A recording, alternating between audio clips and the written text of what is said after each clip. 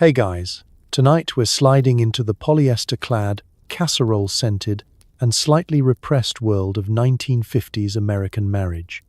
That's right, tonight you'll drift off to the dulcet tones of suburban dissatisfaction, where the grass is always greener, the meatloaf is always drier, and happiness is a two-car garage with matching lawn flamingos, if you're lucky. So before you get lost in a sea of Formica countertops and Tupperware parties, do me a solid. Like this video, subscribe, and maybe even comment below with your own wild family marriage story, but only if you actually enjoy what I do here. No pressure. Seriously, it's not like I'll guilt you into it over dinner. Now, dim the lights, crank up a box fan for that comforting background hum, and sink into your memory foam mattress, because you can. Get cozy. Maybe put your phone on silent, or at least pretend you'll stop scrolling. And as you settle in, just imagine, let's pause for a moment. Ever wondered what it was really like to wake up every day next to someone whose hair is perfectly rolled at 5 a.m., who expects their eggs over easy and their problems under discussed? Did 1950s dads really mow the lawn for fun? Or was that just code for escaping the family for an hour? Did housewives actually smile that much? Or were they just slowly losing their minds in a haze of pine sol and crushed dreams? How many casseroles does it take to achieve marital bliss? And is it true that you could solve any argument with Jell-O and a silent treatment that lasted 3 days? Could you survive a dinner party where every guest brings the same potato salad, and the biggest scandal is forgetting to iron your napkins? And if you suddenly found yourself in a marriage with only 3 channels on TV and no dishwasher, would you thrive? Or simply join the legions of Americans hiding in the garage with a warm Schlitz and a 1,000-yard stare? Well, congratulations. You've just woken up in 1956. The atomic age is in full swing. You have exactly 1 suit, 3 ties, and an overwhelming sense of duty. Your spouse is somewhere between a roommate, a personal chef, and a therapist who isn't allowed to charge. Welcome to the brutal reality of marriage in 1950s America. Good luck. It's 6 a.m. Your alarm clock sounds like a malfunctioning fire drill, and you're immediately thrust into the sacred ritual of morning marital choreography. There's fresh coffee on the percolator, a breakfast that will be judged for crispiness, and a spouse whose robe matches the curtains because it's important. No one's talking about feelings yet. There's no time. You roll out of bed and into the freezing embrace of your carpet, which is only slightly softer than the sidewalk. Your feet find the slippers waiting by the bed, because in the 1950s, forgetting your slippers is a low-key crisis. Socks? Maybe, if you can find a pair that matches and isn't halfway to being a cheese grater. You shuffle toward the bathroom, hoping for a little solitude. But privacy is about as likely as a civil conversation about politics at Thanksgiving. If you're a husband, you shave with a razor so sharp it could double as a kitchen knife. If you're a wife, you're setting your hair in curlers, trying to look effortlessly glamorous before anyone else is even conscious. The morning mirror is less about self-reflection and more about making sure you're presentable enough to survive breakfast without an unsolicited comment. Now, the kitchen is the true battleground. The percolator is already bubbling, a sound that is equal parts comfort and caffeine-deprived desperation. There's toast to burn, bacon to crisp, eggs to scramble, and an unspoken competition about who can smile the most while dying inside. You exchange a quiet good morning that sounds more like a ceasefire than a greeting. The table is set with plates you received as a wedding gift and can't replace because the store went out of business in 1952. As you sit down, there's an undercurrent of performance. Each bite is silently evaluated. If the toast is too light, it's a tragedy. Too dark, a war crime. Eggs overcooked, a marital misdemeanor. In the 1950s, love is measured in the doneness of breakfast foods and the polite avoidance of eye contact before 7 a.m. Kids stumble in with bedhead that looks like a tornado warning. but they're expected to be neat and respectful by the time their orange juice hits the table. And yes, it's always orange juice. Never mind that you can taste the metal from the can, that's just the flavor of progress. The newspaper is king at the breakfast table. You unfold it with the precision of a bomb defusal, careful not to rattle anyone's nerves or spill coffee on the front page. Headlines are grim, but small talk is grimmer. "Looks like rain," someone says, as if that's new information, and everyone nods, pretending the weather will change the course of their destiny. The most controversial subject allowed before work is whether the neighbor's dog has been digging in the flower beds again. Meanwhile, every appliance in the kitchen hums with the spirit of American innovation and the constant threat of electrocution.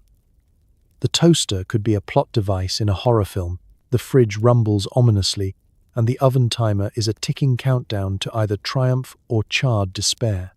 Even the radio, softly playing in the background, is doing its best to drown out the deafening silence that only married couples can perfect. If you're lucky, you get to finish your coffee before the day starts in earnest. More likely, you're already running late. Someone's lost a shoe, someone else needs lunch money, and everyone has an opinion on whether that tie really matches your shirt. You check the clock again. It's still only 6:27 a.m., but you've already lived a lifetime. The final act of the morning ritual is the departure. You gather your things, briefcase, purse, a sense of dread, and exchange a peck on the cheek, stiff enough to qualify as a business transaction. Someone reminds someone else not to forget the dry cleaning, and someone else mutters something about dinner. The door closes, and the house falls quiet. But you know the whole dance will repeat tomorrow, because in the 1950s, a good marriage isn't measured by how well you communicate, it's measured by how efficiently you can choreograph breakfast, survive the morning, and make it out the door without anyone crying over burnt toast. Good luck. In the 1950s, gender roles were so rigid you could set your watch by them. Husbands mowed, wives vacuumed, and everyone pretended this was natural, effortless, and fulfilling. If you tried switching chores, the universe briefly collapsed. From the moment you wake up, you're reminded exactly where you stand. If you're a husband, your job is to bring home the bacon, even if you secretly have no idea how to cook it. You wear a tie to work, even if your job consists of sitting in a cubicle making phone calls about other phone calls.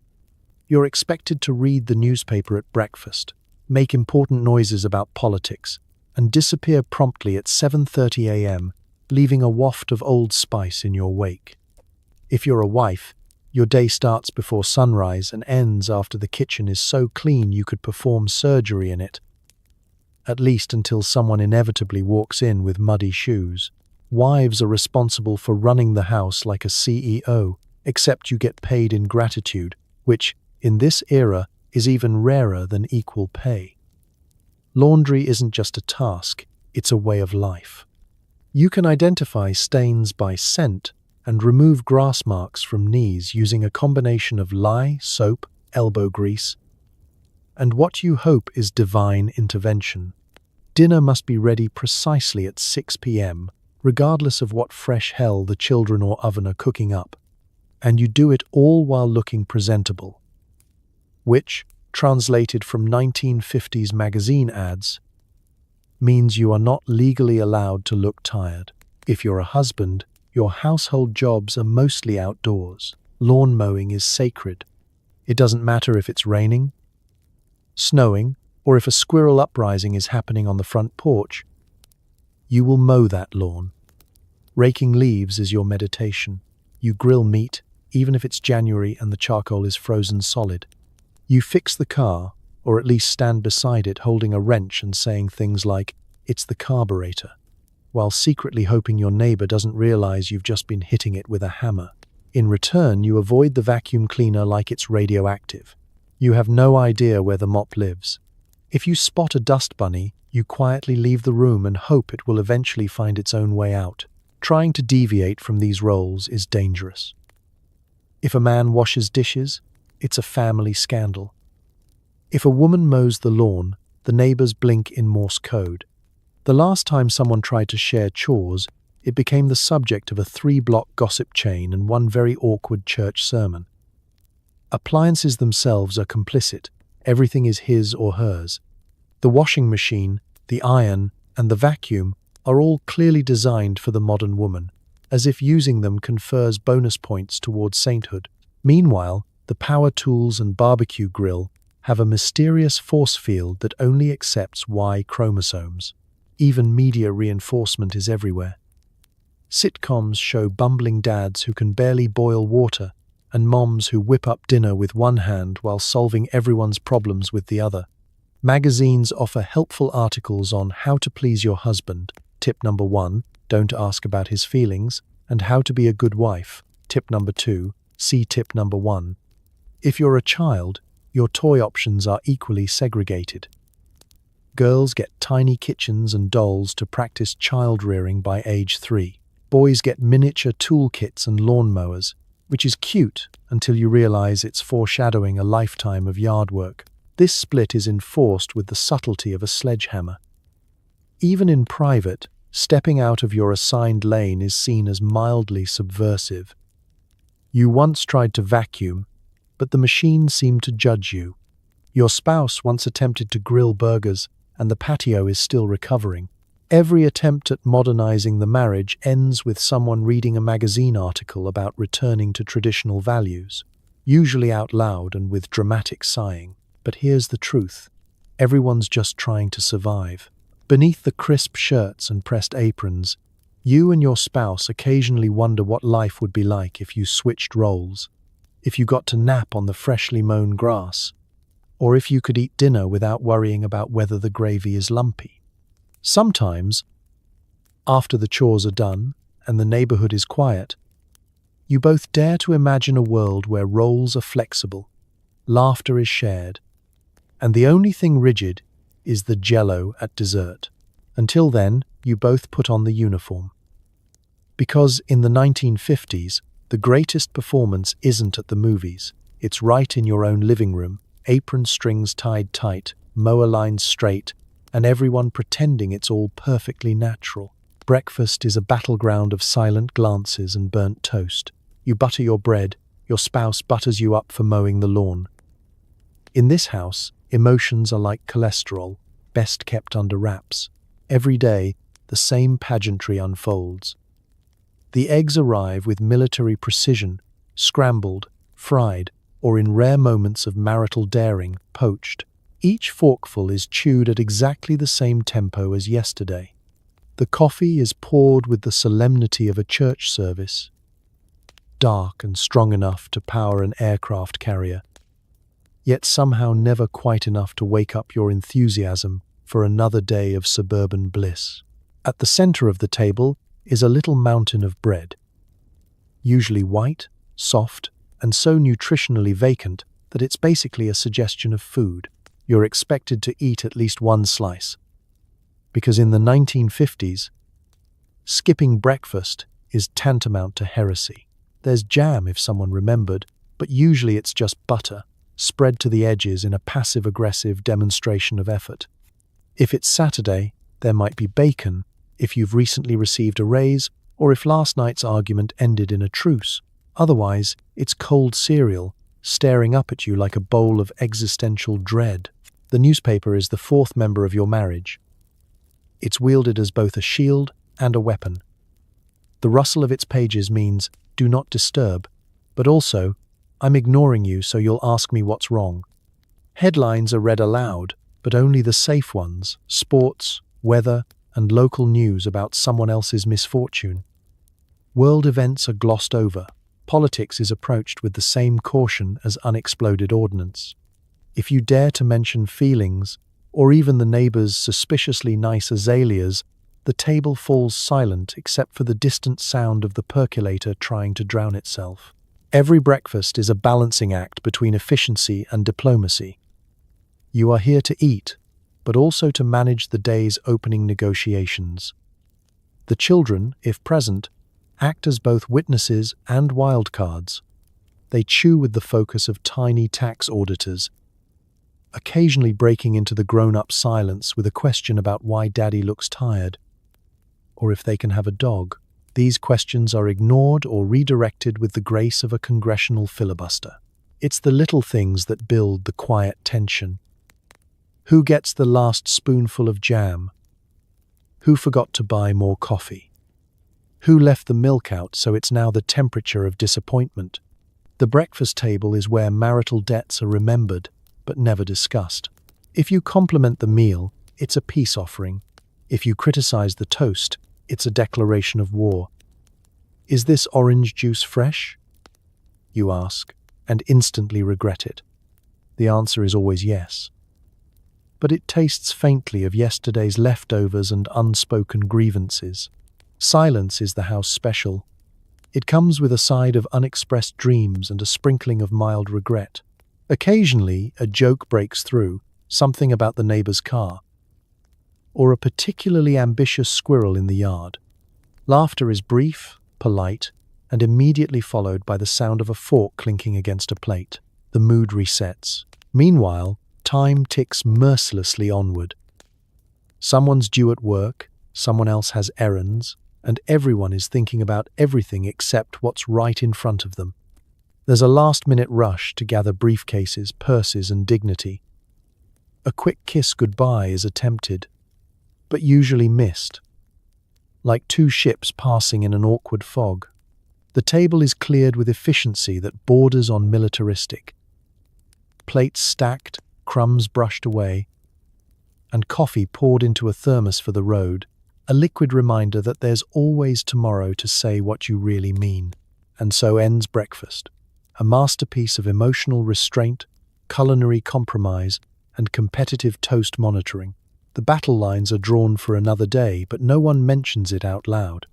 After all, in the 1950s, what happens at the breakfast table stays at the breakfast table, along with half the butter, 3 unresolved arguments, and the last piece of cold toast.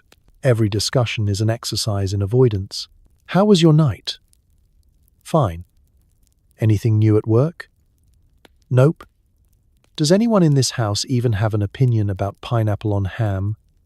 We'll never know. Communication in a 1950s marriage is a bit like navigating a minefield in snowshoes. Careful, muffled, and never entirely safe. There are unwritten rules, spoken nowhere but enforced everywhere. Small talk is king, deep talk is forbidden, or at least reserved for special occasions like Christmas Eve, the third Tuesday in July, or a spontaneous emotional breakdown during a car ride to Sears. Evenings begin with good intentions. Someone asks, "How was your day?" and receives a one-word answer engineered to sound neither too enthusiastic nor too defeated. Fine. It's the national anthem of marital dialogue. You could have wrestled a bear in the office parking lot and discovered a cure for scurvy, but none of that makes it to the dinner table. Emotional transparency is for poets and people who accidentally cut themselves on the new electric carving knife. Instead, you drift through topics like a ghost on autopilot.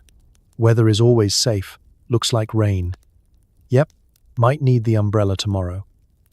If someone's feeling daring, they might mention that Mrs. Perkins down the street is repainting her shutters that dreadful shade of turquoise. Everyone nods, grateful for gossip that is both harmless and infinitely renewable.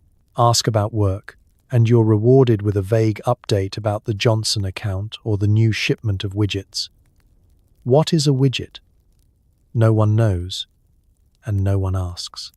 Children's grades, new recipes, and the possibility of regrouting the bathroom tiles make regular appearances. These are conversational comfort food, bland, inoffensive, and endlessly recyclable. It's as if the entire family has agreed to live in a sitcom where every episode ends with the same unresolved cliffhanger. How are you, really? The house is full of things you'll never say out loud. You want to talk about your worries, about money, about aging, about the fact that you haven't slept through the night since Truman was president. But the closest you get is sighing a little louder than usual. Your spouse asks, "You okay?" And you respond with the classic, "Just tired." Tired is a catch-all excuse, suitable for everything from existential despair to mild indigestion. Every once in a while, the conversation veers dangerously close to real feelings. Maybe someone's had a bad day, or there's a minor crisis with the car. Voices rise a little, someone's hand flutters over a napkin, but just as quickly, the mood is saved by a well-timed joke about Uncle Bob's disastrous attempt at fishing, or a sudden, intense debate about whether to switch the living room curtains for summer. Disaster averted. Emotions safely repressed until further notice. And then there are the moments when words become completely optional. You communicate through sighs, shrugs, and the way you slam the fridge door. There's a whole secret language in how you pass the salt. Are you grateful?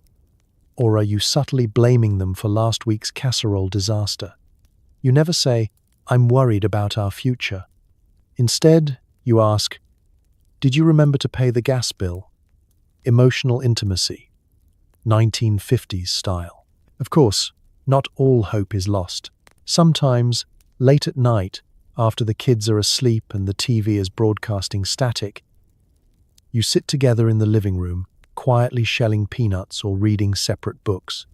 There's a certain peace in the shared silence. Maybe you catch your spouse's eye and hold it for a beat too long. There's a whole conversation there, unspoken but understood.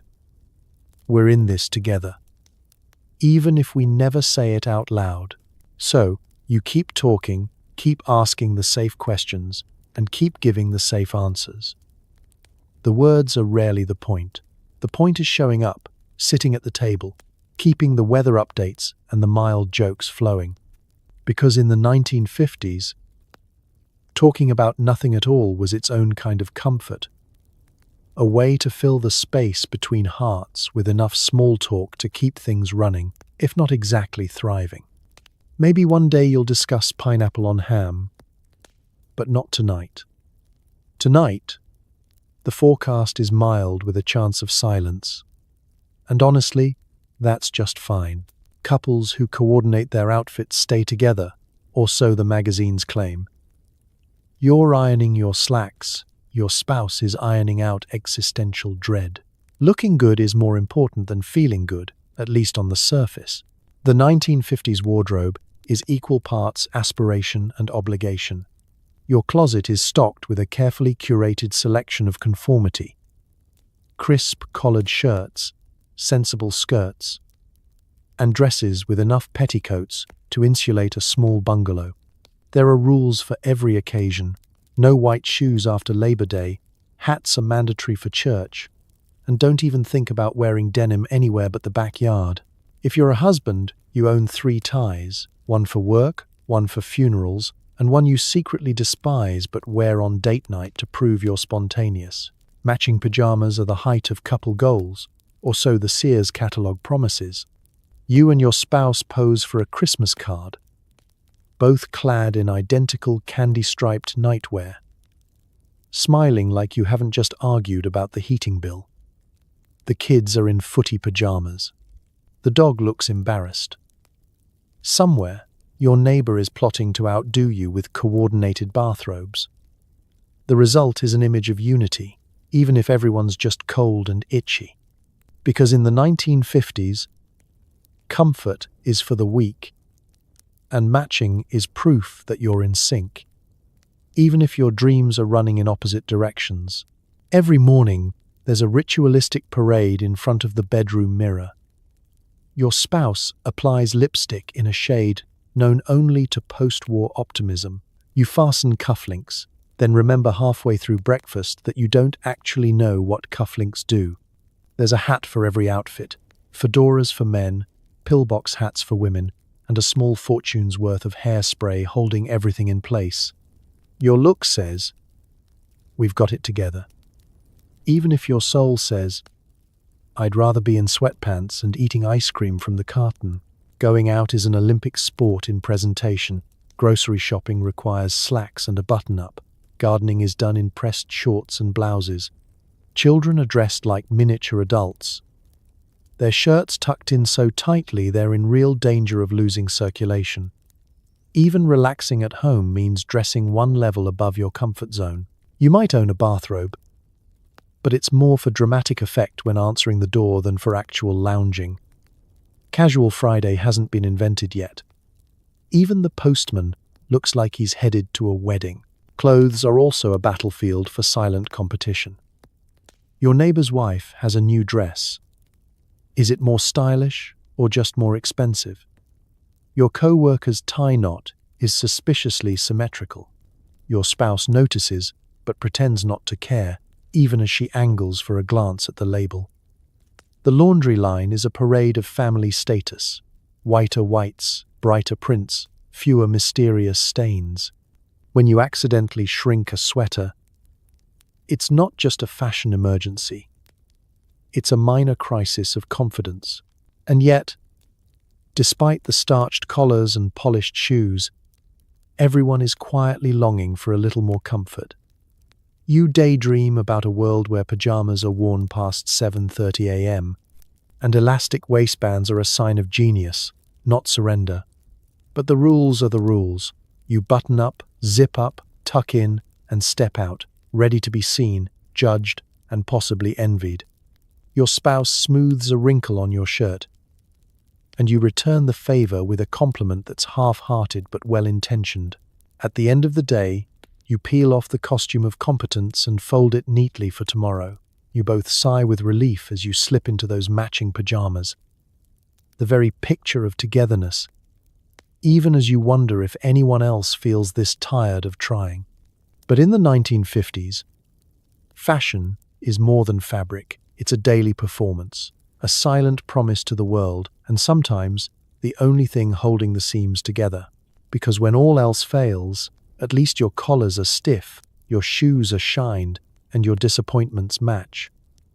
And in a world where everything must look perfect, that counts for something. You pile into a Chevy the size of a yacht, arguing about whether to listen to the radio or the sound of your own regrets. The car is spotless, unlike your sense of personal fulfillment. There's something sacred about the family car in the 1950s. It's more than a vehicle. It's an extension of the household, a rolling display case for your financial anxieties and aspirations. The paint gleams under the sun, waxed to a mirror shine most weeks, because what will the neighbors think if your tail fins don't sparkle? You vacuum the floor mats with military regularity, pick gravel from the white wall tires, and maintain the back seat as if expecting the Queen of England or a traveling vacuum salesman, which in this decade is basically the same thing. Before you even leave the driveway, there's a routine. Dad, of course, it's always Dad, claims the driver's seat, gripping the steering wheel with the silent gravitas of a pilot about to cross the Atlantic. Mom navigates from the passenger side, juggling the road map, a clutch purse, and at least 3 unspoken criticisms about your lane discipline.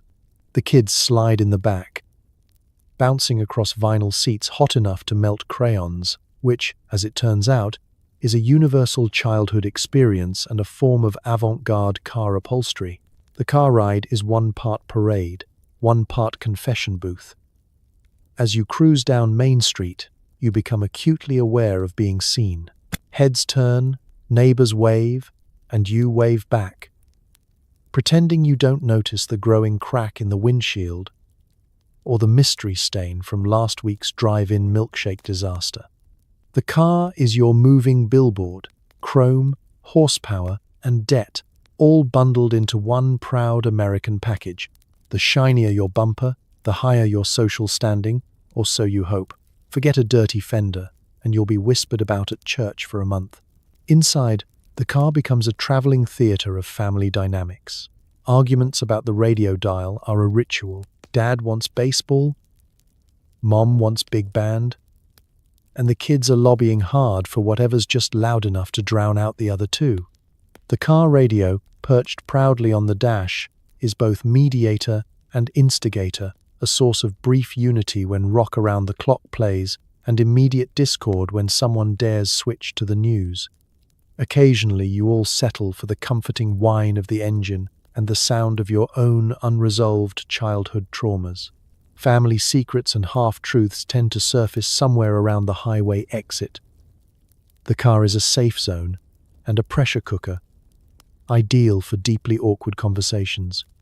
This is where you learn about birds, bees, and bankruptcy, sometimes all in the same 15-mile stretch. If your parents need to discuss grown-up matters, they just start talking in code while the kids pretend not to understand, making mental notes for future therapy sessions. Long drives are both a test and a temporary truce. You pack the trunk with enough luggage to survive a medium-sized apocalypse, 2 suitcases per person, plus a cooler of ham sandwiches and, inexplicably, a first aid kit that's mostly Band-Aids and expired aspirin. Inevitably, someone forgets something. Sunglasses, patience, the directions to Aunt Mabel's. Tensions flare, but etiquette demands that any real fighting is postponed until you're safely parked and out of earshot of the neighbors. For some, the car is freedom incarnate, a way to escape suburbia, if only for a Sunday afternoon. You can roll the windows down and let the wind tangle your carefully set hair, if you dare. You can pretend for a moment that you're headed somewhere exotic, not just to the grocery store or Uncle Harold's annual surprise weenie roast. The open road whispers possibilities, just out of reach, beyond the city limits and your next oil change. But reality always returns with a left turn and a suspicious thump from the engine. You pull back into the driveway, counting your blessings and your receipts.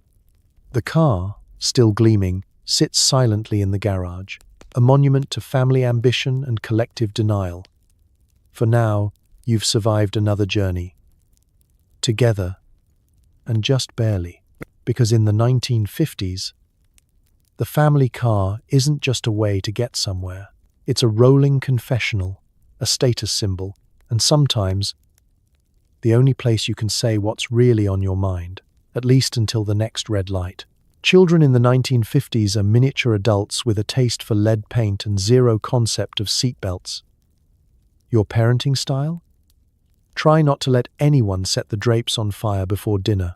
The morning begins with a thundering herd of small feet, pajamas askew, hair sculpted by dreams and questionable pillows. They're out the door before you can say, "Eat your breakfast," trailing toast crumbs and the faint but unmistakable odor of playground grime. The average 1950s child is expected to function with the discipline of a tiny factory worker and the charm of a sitcom star. Breakfast is inhaled at warp speed. Milk is spilled. Jelly is smeared. And you mentally calculate the number of days until they're old enough to move out, or at least make their own cereal without flooding the kitchen. Outside, kids roam free like wild squirrels hopped up on red dye number 2. They are unsupervised for hours, armed with nothing but a sense of adventure and questionable shoes. Neighborhoods are their domain, and the only rule is to come home when the streetlights flicker on. If you see your child before sundown, it's because they need a bandage, a popsicle, or help extracting bubblegum from their hair. Parenting advice comes from the neighbor, your mother-in-law, or an article in Ladies' Home Journal that suggests the key to good behavior is firmness, fairness, and a large wooden spoon. Clothes are washed and ironed, but children are constitutionally unable to remain clean for more than 5 minutes. By 9 a.m., everyone is sticky, faces, fingers, shoelaces, even the dog. The causes are mysterious and not worth investigating. If you ask, "What is that on your shirt?"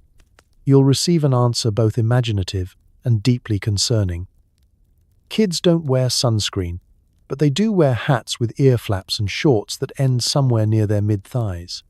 Shoes are optional from May to September, and the soles of their feet are calloused enough to walk across gravel, hot asphalt, or a neighbor's poorly guarded rose bushes. School is a brief pause in the chaos, a place where they're supposed to sit still, learn cursive, and memorize multiplication tables, all while silently competing to see who can go the longest without needing to visit the nurse. Lunch is a bologna sandwich and an apple, eaten at a desk carved with generations of initials. Gym class is dodgeball, which is basically organized trauma. The teacher is addressed as ma'am or sir, and corporal punishment is an acceptable response to passing notes or failing to salute the flag with enough enthusiasm. Afternoons are reserved for helping out, which means yard work, chores, and any task that can plausibly be assigned to short people with limited attention spans. They rake leaves, feed pets, run errands to the corner store, and are occasionally pressed into service as living TV antennae. Sibling rivalries are fierce. Every day is a new Cold War fought with slingshots, sarcasm, and the occasional strategic tattling. If you're lucky, you'll survive until dinner with only minor injuries and one or two new stains on the curtains. Bath time is an Olympic event in negotiation and evasive maneuvers. You scrub layers of mud and mystery from knees and elbows, hoping to reveal actual skin underneath. Bedtime is a theatrical production with endless curtain calls. One more glass of water, one more story, one more reason not to sleep. The 1950s child goes to bed exhausted but undefeated, plotting tomorrow's conquests. You tuck them in, kiss their sticky foreheads, and wonder how you ever survived your own childhood. You promise yourself you'll read that new book on effective discipline, but instead, you collapse on the sofa and hope the house stays standing until morning. Because in the 1950s, kids are everywhere, loud, messy, and impossible to keep clean. But beneath the chaos, you can't help but feel a stubborn, sticky pride. After all, if they're still running wild, it means you must be doing something right. At least, that's what you tell yourself as you scrape grape jelly off the ceiling for the third time this week. It's not a 1950s marriage until your mother-in-law has commented on your gravy. Extended family drops by unannounced, stays until you run out of ice cubes, and never leaves without a new grudge. The first law of 1950s marriage is that family time isn't scheduled, it ambushes you.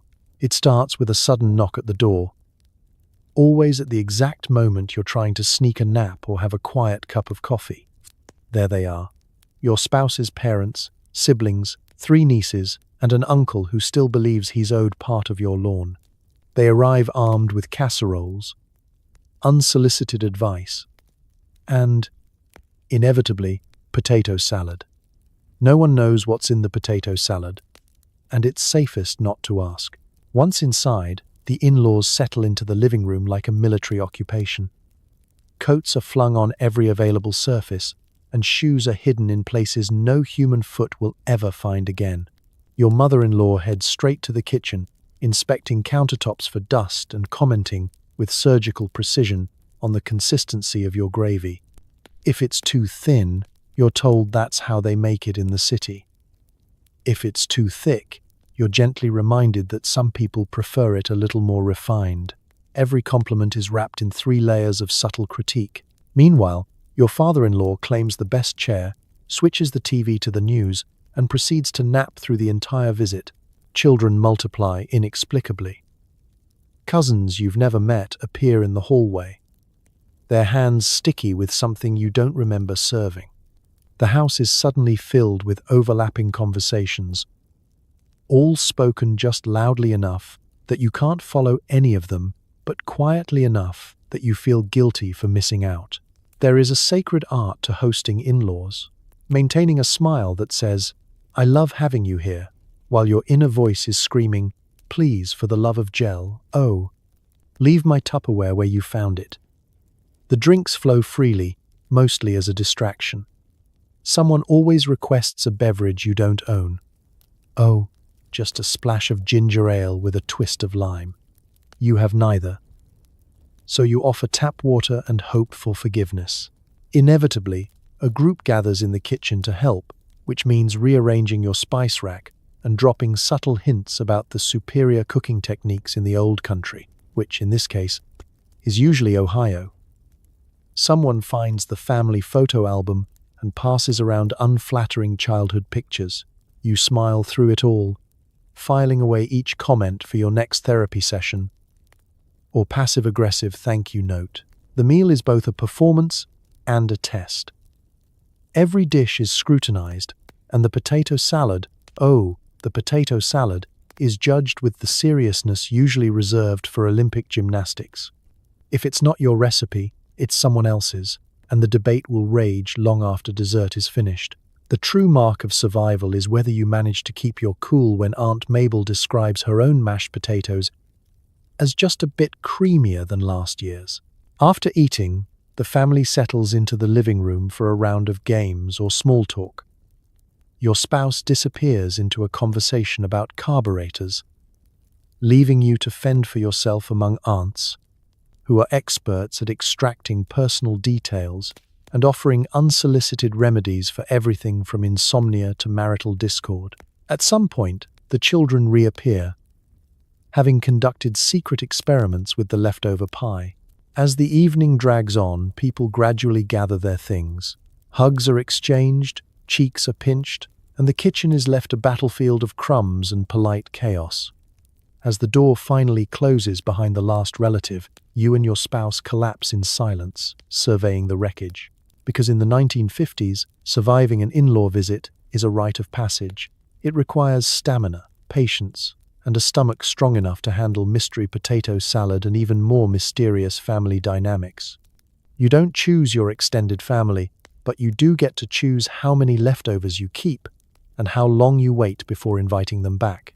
Men drive the car, women wield the coupons. You both judge the neighbors based on what's in their shopping cart.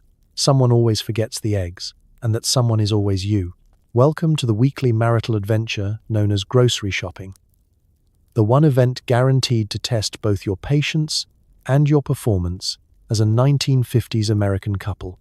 The ritual begins in the driveway, where you pile into the family Chevy as if embarking on a cross-country trek, when in fact, you're just headed 5 blocks to the A&P.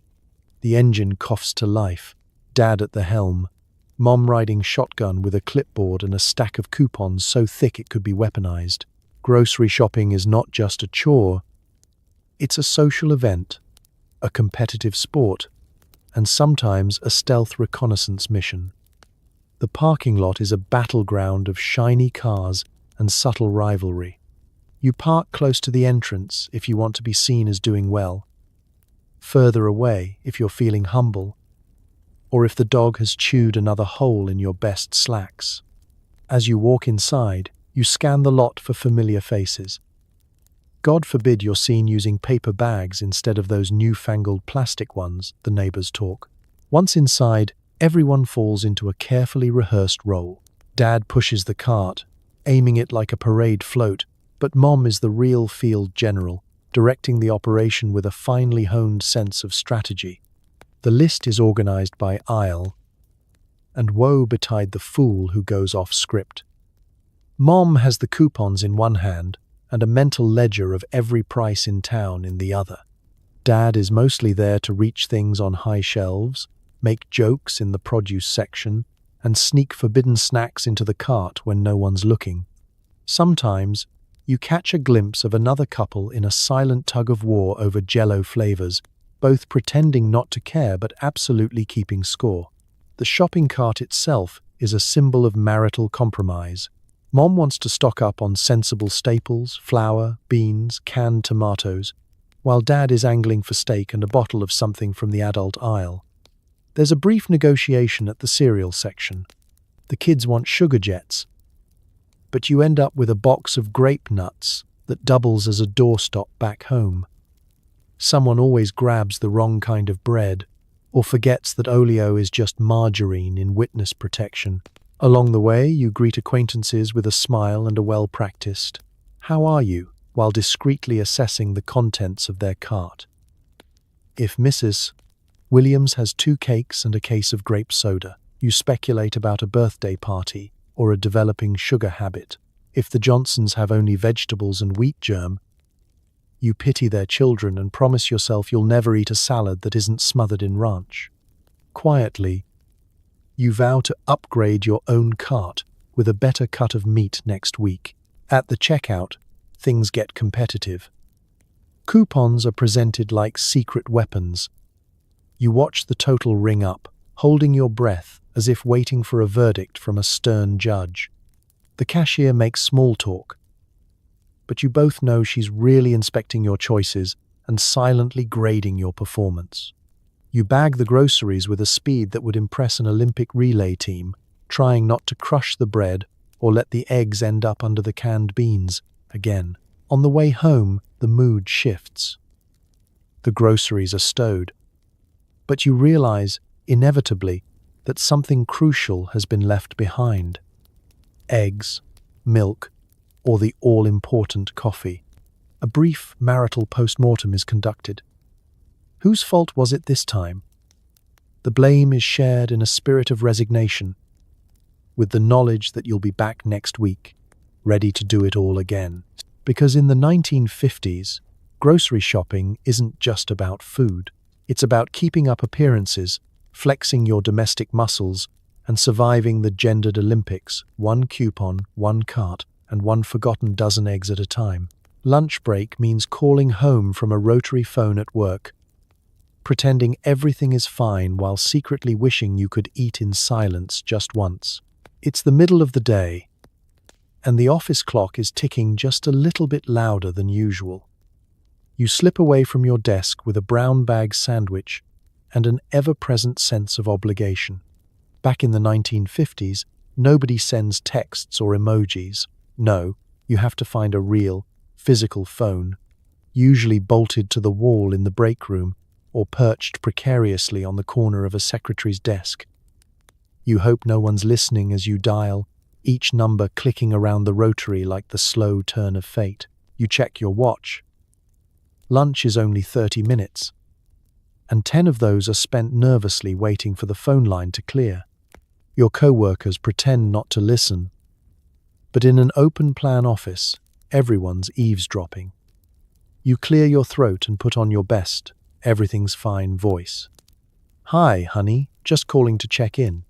Translation: I'm calling because I'm supposed to, not because I have anything interesting to say, and also because if I don't, I'll feel like the worst spouse since Henry VIII. On the other end, your spouse is balancing 100 things. The laundry's spinning, the baby's teething, the mailman is knocking, and someone just spilled grape juice on the good rug. Still, the ritual must be performed. You both go through the script. How's work? Oh, you know, the usual. Did you have lunch? Just a sandwich. The details are vague, but the guilt is real. Every word weighted with the unspoken pressure to sound cheerful and present, even as you silently long for 5 quiet minutes and a sandwich that isn't half mustard, half regret. The midday check-in isn't really about conversation, it's about reassurance.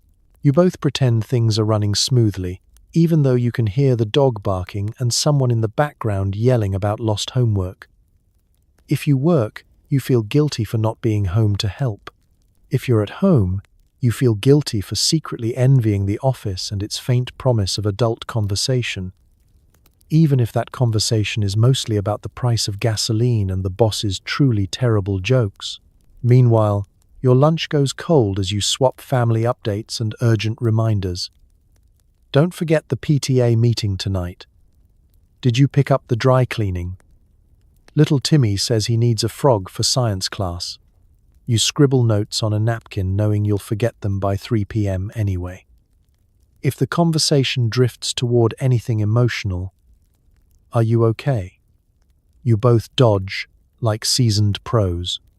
Oh, just a little tired, you say, as if exhaustion is a perfectly acceptable personality. Sometimes, the call is a lifeline, a rare chance to share a private joke, vent about your day, or just hear the familiar sound of home. More often, it's a performance, a way to check off an invisible box on the marital to-do list. You hang up feeling a strange mixture of relief and residual guilt, unsure if you said enough, or too much, or not the right thing at all. If you forget to call, or if the line is busy, the rest of your day is haunted by a low-level anxiety, like the feeling that you've left the stove on or accidentally insulted your mother-in-law. After the call, you return to your sandwich, now slightly soggy, and try to savor a few moments of peace before the next round of memos, meetings, and malfunctioning copy machines. But there's always that lingering sense of having missed something important. An inside joke, a tiny crisis, a moment of connection lost to the tyranny of the rotary dial. Because in the 1950s, love and guilt go together like ham and cheese. The midday check-in is proof that sometimes marriage is mostly about showing up, on the phone, at the table, in the background of 1,000 little interruptions.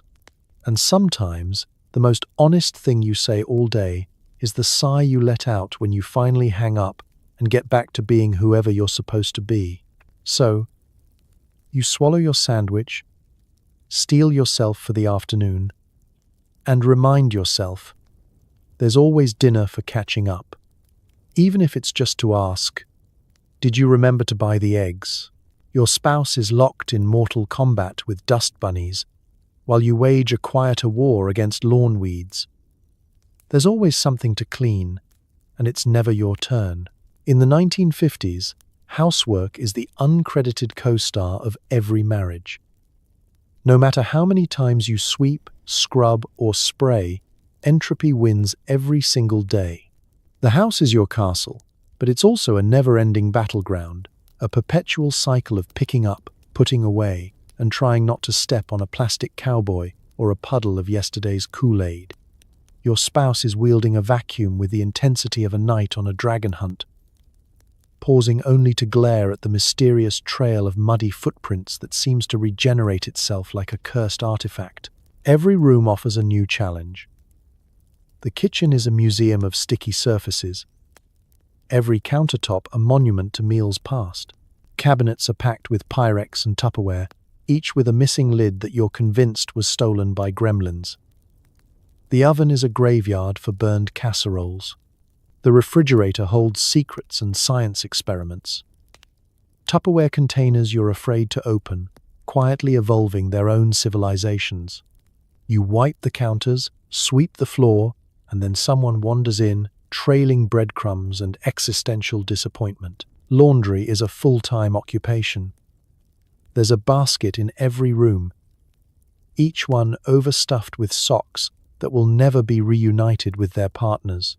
Whites, colors, delicates, each load comes with its own set of commandments. Stains are fought with a mixture of elbow grease and blind hope. Ironing is mandatory.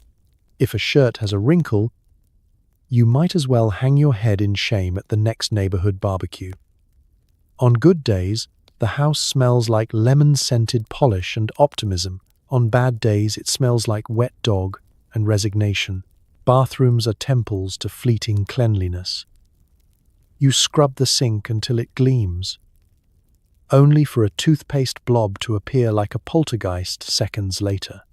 The bathtub accumulates a ring no matter how many times you banish it. The mirror is permanently clouded by the ghosts of 1,000 hurried mornings. And don't get started on the toilet.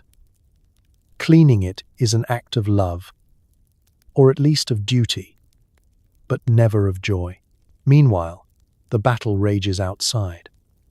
The lawn is a symbol of suburban virtue and constant defeat. You mow, trim, edge, and weed. But the dandelions are always plotting their comeback. The neighbors' lawns are suspiciously perfect. A fact you note while vowing to sharpen your mower blade and your competitive spirit. Gardening is meant to be relaxing, but mostly it's an excuse to escape inside chores, only to discover that the hose is kinked and the petunias are wilting out of spite. Dusting is a Sisyphean task. No matter how many times you swipe the shelves, dust returns, like a judgment from the domestic gods. Every decorative plate, family photo, and ceramic figurine is a tiny dust magnet, demanding individual attention. Sometimes you fantasize about tossing everything out and living in a minimalist paradise. But then you remember your one porcelain poodle, away from scandal at the ladies' auxiliary. Arguments about chores are their own genre. Who swept last? Who forgot to take out the garbage? Whose turn is it to clean the gutters? The answers are always unclear, but the resentment is crystal. A chore wheel is proposed, then abandoned, because it turns out the wheel always spins in your direction. Sometimes, as a peace offering, you wash the dishes even though it's not your night, earning a silent nod that feels almost romantic. In the end, housework is never finished, only paused until the next dust storm or laundry explosion. But somewhere in the ritual, between folding sheets and scrubbing floors, you find a rhythm, a tiny victory. The house will never be perfect, but it's yours, equal parts chaos, comfort, and compromise. And when you finally sit down, surveying the barely controlled mess, you realize you wouldn't have it any other way. At least until you spot another dust bunny plotting in the hallway. Because in the 1950s, a clean house is the dream, but survival is the real success story. And tomorrow, you get to do it all over again. Every purchase is discussed, dissected, and ultimately blamed on inflation or your spouse's addiction to collecting stamps for yet another toaster. Money in the 1950s household is less a tool and more a source of existential tension. Paychecks are tucked into envelopes and kept in a special kitchen drawer guarded by a ceramic rooster. Before you spend a single dime, there is the talk. Do we need it? Can we afford it? Will it make the neighbors jealous, or at least slightly uncomfortable? Every cent is tracked with the fervor of a NASA accountant, down to the last penny. Because in this decade, a penny can actually buy something, even if it's only 3 stale lemon drops from the corner store. Budgeting is a team sport, but nobody agrees on the rules. There's a ledger on the counter, filled with neat columns and increasingly passive-aggressive comments in the margins. Overspent on produce again, someone writes. The other counters with, maybe if you stopped buying decorative fruit bowls.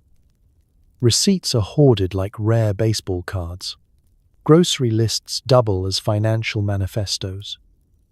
You can't remember if you paid the gas bill, but you do know that you spent $207 at Woolworths on picture frames you didn't need but had a coupon for. Major purchases, appliances, furniture, the occasional impulse television require 3 rounds of negotiations and at least 1 sulking session. The refrigerator is discussed as if it were a new car.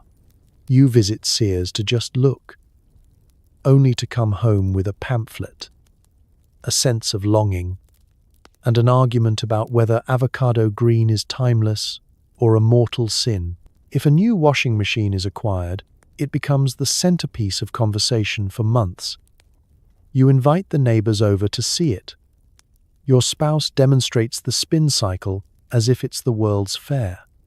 Meanwhile, the old machine sits in the garage, a silent monument to deferred dreams and mild marital compromise. The S and H green stamps are a whole saga unto themselves. Each trip to the store results in a fistful of stamps, pasted into booklets with the precision of a Victorian botanist. Trading stamps are both currency and cause for rivalry. Who can fill the book first? Who gets to pick the reward? The house slowly fills with free items that took hundreds of dollars to earn. Another toaster, a mismatched set of steak knives, a lamp shaped like a pineapple. The catalogue becomes bedtime reading. And the day you finally redeem a booklet is celebrated with more fanfare than your last anniversary. But beneath the banter and bickering, finances are really about teamwork. 2 people rowing the same leaky boat through the stormy seas of rising prices, surprise car repairs, and the relentless demands of growing children. You talk about saving for college, even though tuition seems as far away as the moon landing. There's always the hope of a tax refund, the ever-present dread of an unexpected bill. Sometimes, you dream out loud about winning the lottery, or at least finding a crisp 20 in the pocket of your Sunday pants. Disagreements are inevitable. Maybe you bought too many magazines this month, or your spouse forgot to mention the splurge on a new dress for the church social. Someone always brings up the emergency fund, which is currently about enough to cover a nice lunch, provided no one orders dessert. You try to teach the kids about the value of $1, only to discover that dimes are better spent on bubble gum and comic books. And every so often you look at each other, shake your heads, and laugh, because what else can you do? The electric bill isn't going to pay itself, and neither is that pile of green stamps demanding to be redeemed for a bread box. At the end of the day, you balance the checkbook together, side by side at the kitchen table, squinting at columns of numbers and crossing your fingers. The finances are never perfect, but somehow there's always enough. Enough for groceries, for the occasional treat, and for the hope that next month will be just a little easier. Because in the 1950s, love means never letting your spouse buy a television without at least 3 separate budget meetings, and always blaming inflation. You're hosting a dinner party. The food is bland, the drinks are weak, and everyone is pretending to like each other. It's a masterclass in smiling through clenched teeth. Preparations begin 3 days in advance, because nothing says relaxing social occasion like a military-grade cleaning spree. You polish the silverware until you can see the face of your own disappointment in it. Your spouse debates the seating chart with the intensity of a chess grandmaster, making sure the McAllisters aren't anywhere near the Perkinses, because of the incident with the lawn flamingo in 1953. Every piece of furniture is moved half an inch to create the illusion that you live in a catalogue instead of a house full of half-finished projects and sticky fingerprints. The menu is a time capsule of American cuisine at its most passive-aggressive. Ham with a glaze of sugar and judgment, potatoes au gratin, and a gelatin-based salad that no one really wants but everyone politely pretends to love. You consult a stack of magazines for recipes that will impress your guests but are designed to use only what's already in your pantry.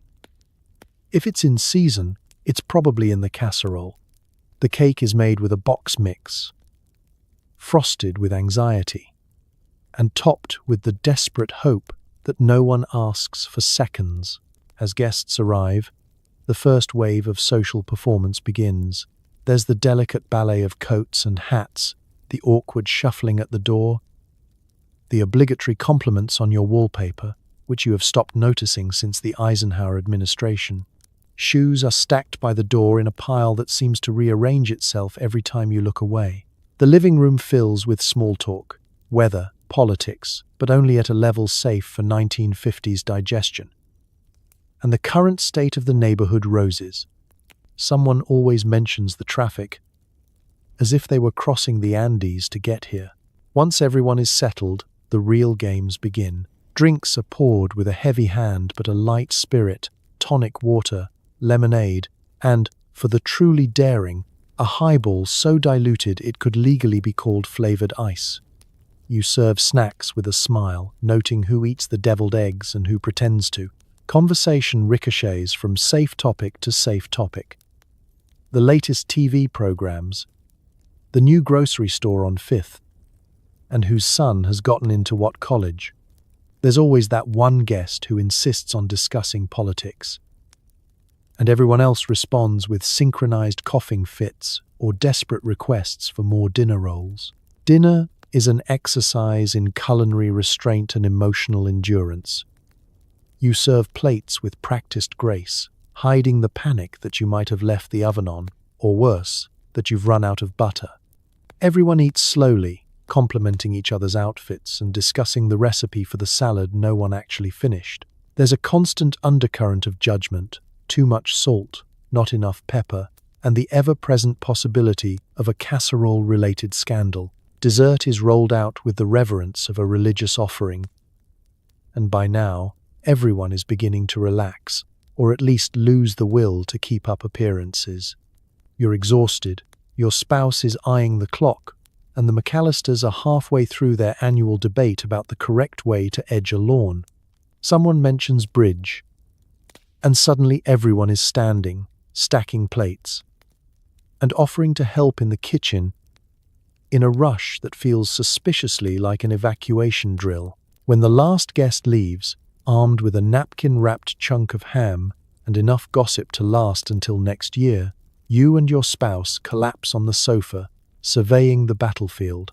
The house is a wreck, but you've survived another night of social combat. You didn't say what you were really thinking, and neither did anyone else. And that's the unspoken contract of the 1950s dinner party. Because in this era, a successful dinner party isn't about gourmet food or deep conversation. It's about showing up, shutting up, and getting through the night without anyone flinging a meatball or mentioning politics after the first course. Sleep comes easy, if only because you've never been so relieved to have your house back to yourself. Your neighbors just got a new lawn gnome. You feel personally attacked. Marriage is less about love and more about one-upmanship in the suburbs. In the 1950s, suburbia is a well-manicured battlefield where status is measured in rose bushes, television antennas, and the suspicious absence of dandelions. Your life isn't just your own. It's a public performance, judged by everyone living within a 2-block radius. The Joneses, whoever they are, set the bar, and everyone else just tries to clear it without knocking over the hedge. Every morning starts with reconnaissance. You peek through your curtains, coffee in hand, to check if anyone has added a bird bath, upgraded their station wagon, or installed one of those mysterious pink plastic flamingos. Your spouse pretends not to care, but you both know that the sudden interest in garden mulch is directly correlated with the Smiths' newly installed patio. You plan spontaneous walks around the block to inspect for any signs of progress or, better yet, neglect. It isn't just the yard.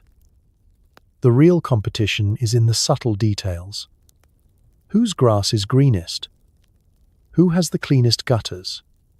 Who managed to get their kids' haircuts to match for the class picture? You spend weekends painting the front door sunset coral because Better Homes and Gardens said it's cheerful, right up until the Petersons paint theirs morning sunrise, which, as your spouse quietly notes, is clearly one shade cheerier. The real pressure comes from the constant need to upgrade. The Joneses install a flagstone path, and suddenly your concrete walkway feels like an admission of failure. You consider building a backyard barbecue pit, despite the fact that neither of you actually enjoys grilling, just so you have a conversation starter for the next block party. The catalogs in your mailbox are less about inspiration and more about fueling existential dread, because somewhere someone just ordered a new automatic dishwasher, and if you don't get one soon, how will you live with yourself or your unremarkably washed plates? Even everyday errands become covert missions. A trip to the grocery store is an opportunity to see who buys steak and who settles for ground beef. You make mental notes when you see the Jefferson's cart loaded with name-brand ice cream while yours is heavy on the store brand. You joke about it, but you know you'll be serving Neapolitan at the next gathering, even if it means skipping the S and H green stamps this month. Social gatherings are equal parts festivity and silent scorekeeping. You accept invitations, but you're really there to compare wallpaper and furniture. If the Joneses have a new sectional, you spend the drive home arguing whether you need one too. The conversation always circles back to, it's not about them, it's about us, which is the universal sign that yes, it's entirely about them. The kids, of course, are not immune. They bring home stories about whose father has the biggest power mower, or whose mother bakes the fluffiest angel food cake. Suddenly, you're both up at midnight, attempting to outbake, outmow, or outvacuum people you barely know but see every single day. At night, you lie in bed and wonder if you'll ever feel caught up, or if you're destined to be 2 steps behind, forever chasing the Joneses' taillights down Maple Avenue. But just when you think about giving up, you spot a brown patch on their lawn or a chipped gnome, and for a brief, glorious moment, all is right in your world. Because in the 1950s, marriage in the suburbs isn't just a partnership, it's a team sport played against your neighbors. with no off-season and the world's most passive-aggressive referees. You don't have to win, but you do have to keep up. And sometimes, that's enough to make you laugh, shake your head, and go water your own grass. Just in case the Joneses are watching, you gather around a tiny black and white TV, watching the same news as your neighbors and learning to communicate through sighs, shrugs, and commercials for cigarettes. It's the sacred hour after dinner, when everyone finds their place in the living room, couch, armchair, or, if you're unlucky, the scratchy braided rug directly in front of the set. The television is the new household hearth. Humming, glowing, drawing the whole family together in collective hope that something interesting will come on. There are only 3 channels, which means you and every other couple on the block are watching the exact same thing at the exact same time, right down to the weather report and the alarming ad for laxatives that comes on every other commercial break. TV time in the 1950s is a quiet truce in the ongoing Cold War of daily life. The day's arguments about chores, money, and the correct way to load a dishwasher are all put on mute. Instead, you let the soothing drone of the anchorman's voice wash over you as he reports on things that sound both crucial and impossibly far away. Presidential speeches, rising gas prices, or a dog that can water ski in California. The news is the same everywhere. Bland, repetitive, and just comforting enough that you don't have to worry about accidentally learning anything distressing. You have your favorites, of course. Maybe it's I Love Lucy, the gold standard for marital misunderstandings, or The Ed Sullivan Show, with its parade of novelty acts and suspiciously enthusiastic applause. If you're feeling wild, you might even stay up for Dragnet, pretending that you'd make a great detective if only you owned a hat and a trench coat. It doesn't matter what's on. What matters is that you're all watching it, together and apart, sharing the same space in the gentle blue glow.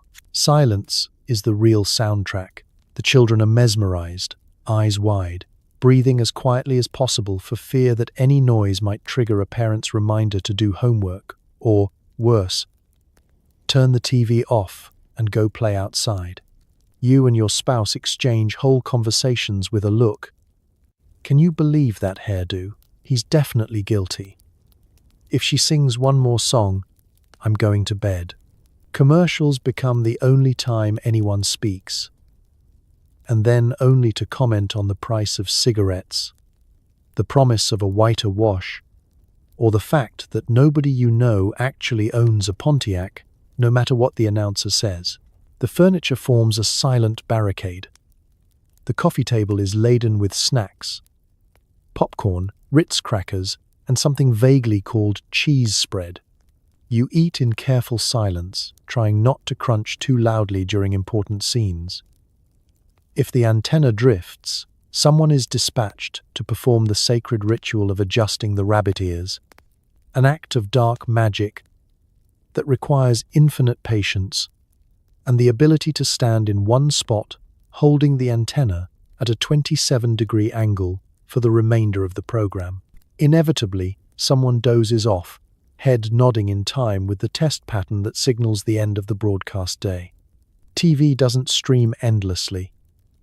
When the station signs off, it really signs off, leaving you with a high-pitched hum and a room full of blinking, slightly confused people who must now rediscover the lost art of conversation, or simply give up and go to bed. The set is turned off, the living room is tidied, and another evening is declared a success. Not because anyone said anything meaningful, but because no one started a fight and the dog didn't chew through the extension cord. You all shuffle to your bedrooms, a little soothed, a little bored, and just a bit more together than you were before the show started. Because in the 1950s, TV time is about more than entertainment. It's the glue holding marriage, family, and sanity together. 3 channels, 100 unsaid words, and a living room full of people learning to love each other in silence. One sigh, one shrug, and one grainy commercial at a time. Intimacy is hinted at in advertisements, but seldom discussed in real life. The beds might be twin-sized, but the emotional distance can be measured in light years. Step quietly into the 1950s marital bedroom, a land of matching nightstands, frilled lampshades, and, most importantly, two beds placed just close enough to make conversation possible but far enough apart to keep the censors and your mother-in-law happy. The prevailing wisdom of the era says that good fences make good neighbors and good beds make good marriages. If you've ever wondered who decided that togetherness was best expressed by a polite 18-inch gap, rest assured, it was someone who had never tried to wrestle the covers away from a chronic tosser. Nighttime routines are sacred and rigidly observed. You change into pajamas that match the wallpaper, because of course they do. Brush your teeth while avoiding direct eye contact in the mirror, and slip between crisp, starched sheets that could double as emergency sandpaper. Conversation is gentle, hushed. Updates on the kids, the weather, or who forgot to put out the garbage. You both pretend not to notice the gentle squeak of bed springs or the symphony of snoring soon to follow. The idea of intimacy is always present, lurking in the soft focus of a magazine ad, or the vague promises of a romantic evening suggested by the makers of cold cream. In reality, it's mostly a choreography of compromise, synchronizing alarm clocks, negotiating for extra pillow space, and occasionally holding hands under the covers if you're feeling wild, or trying to make up after an argument about who left the window open. Every so often, someone dares to close the gap between the beds, only to be interrupted by a child with a nightmare or a neighbor's car alarm, ending the experiment with a hasty return to the safety of personal space. Privacy is both paramount and practically impossible. The kids might barge in at any moment. The dog claims, whichever bed is warmest. Your mother-in-law's portrait watches from the dresser, her expression equal parts encouragement and subtle threat. The idea of marital bliss exists, but it's buried under layers of cotton, flannel, and decades of cultural conditioning. If you ever confess to actually sleeping in the same bed, expect scandalized gasps at the next church potluck. The beds themselves are monuments to post-war optimism and mild repression. Each is made up daily, pillows fluffed and blankets tucked with military precision. You could bounce a quarter off those sheets, or lose your will to live in the hospital corners. The linens are a riot of pastel florals or demure stripes, carefully selected to project calm, wholesome tranquility.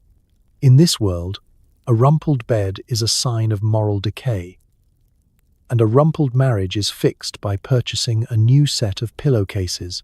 Occasionally, the emotional gulf between beds is breached, not with grand declarations, but with small gestures, a cup of tea delivered before lights out, a gentle squeeze of the hand, or a mumbled good night that carries more weight than a dozen flowery love letters.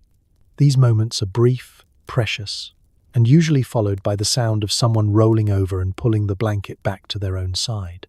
As sleep descends, you stare at the ceiling, counting cracks in the plaster or making lists of tomorrow's chores. The steady rhythm of your spouse's breathing offers a peculiar comfort. You may not talk about feelings, but you share a kind of silent solidarity, united in exhaustion, routine, and the knowledge that at least you're not alone with your thoughts. Because in the 1950s, the bedroom is less a den of passion and more a Switzerland of quiet compromise. Separate beds, united fronts. And if you ever find yourselves drifting closer in the night, just blame it on the draft and enjoy it.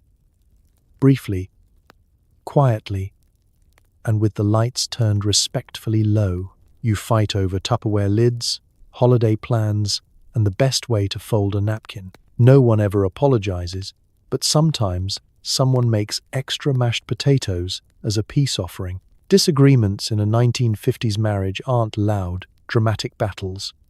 They're slow-burning, mostly silent contests of endurance. A cold war of courtesy, where the most dangerous weapon is a slightly raised eyebrow or a sigh that lasts 3 seconds too long. The first sign of trouble might be a missing lid for the tuna casserole, or an innocent comment about how your mother never left lumps in her gravy. The escalation is never immediate. It simmers. A debate about the correct napkin fold morphs into a full-scale critique of your ability to host Thanksgiving. But on the surface, everything is perfectly civil. You're not arguing, you're just discussing. For 3 days straight, in increasingly icy tones. You both have your battlegrounds. There's the ongoing struggle over Tupperware. Every container has a lid, but none of them fit. You swear the lids shrink in the dishwasher. Your spouse is convinced it's sabotage.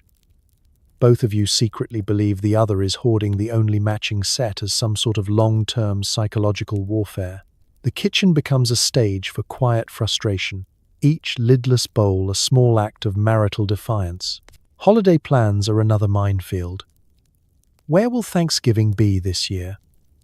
Whose mother will be offended? Who's bringing the Jell-O mold that no one likes but everyone pretends is tradition? You both circle the topic, dropping subtle hints about how much work it is to host, or how nice it would be to let someone else do it, just this once. The calendar fills up with obligations and strategic absences. By Christmas Eve, everyone is exhausted, but at least you didn't say what you were really thinking out loud. There's the daily choreography of minor grievances. The correct way to hang the toilet paper. Whether or not it's worth saving. The last tablespoon of leftovers. Which direction the forks should face in the dishwasher. None of it is worth a real argument, but all of it is worth a low-level, ongoing standoff. If you ever hear, "Well, that's not how my family does it," you know you're in for at least a week of passive-aggressive dish drying. Nobody apologizes, not out loud anyway. The closest you get is a sudden appearance of your favorite dessert, or an extra helping of mashed potatoes at dinner. These are white flag offerings, edible evidence that while you may never resolve your differences, you can at least agree that comfort food heals most wounds. If someone makes the effort to hand you the good section of the newspaper without comment, you know the truce is official. Sometimes, an argument outlasts the reason it started. You find yourself weeks later, still quietly nursing a grudge about the placement of the living room lamp, even though you've both moved it 3 times since. The silence can be thick enough to butter. Yet, daily life continues. Laundry is folded, lunches are packed, and both of you exchange polite, careful sentences about things that have nothing to do with the underlying tension. And then, just as suddenly as it started, the Cold War ends. Maybe it's a shared laugh over a sitcom, or a crisis like a broken washing machine that requires you to join forces against a common enemy. The argument evaporates, replaced by the gentle camaraderie of survival. You never actually talk about what happened. It's filed away in the secret marital archives, right next to the great thermostat dispute and the battle of the broken doorbell, because in the 1950s, arguments are never really about Tupperware or napkins. They're about living in close quarters, loving someone enough to fight for control, and being stubborn enough to pretend it's all about plastic lids.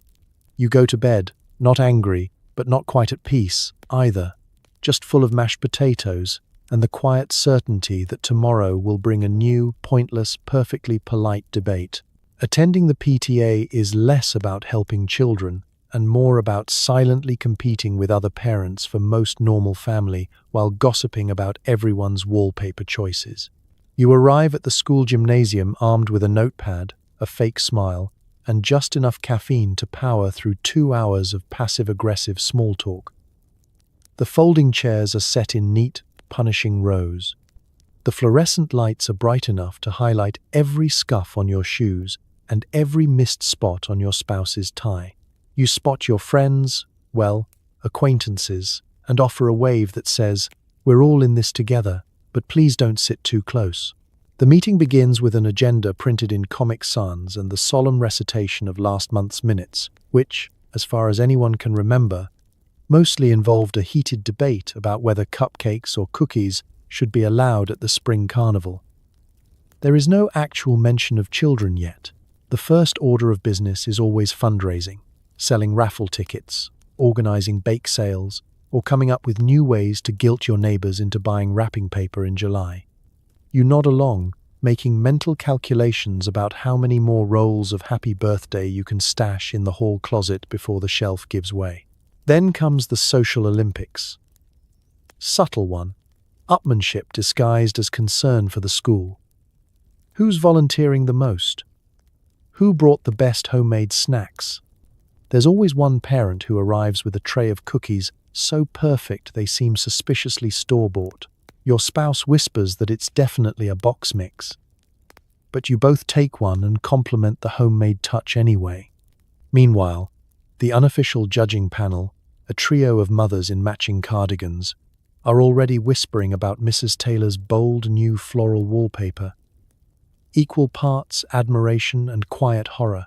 Discussions about school policy are sandwiched between gossip about whose child has a new bike, who's moving to the nice part of town, and which teacher is rumored to be getting married.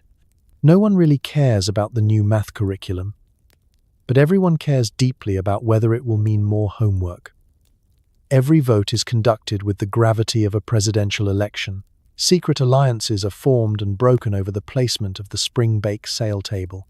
Somewhere, someone brings up the upcoming talent show, and panic spreads like a cold front.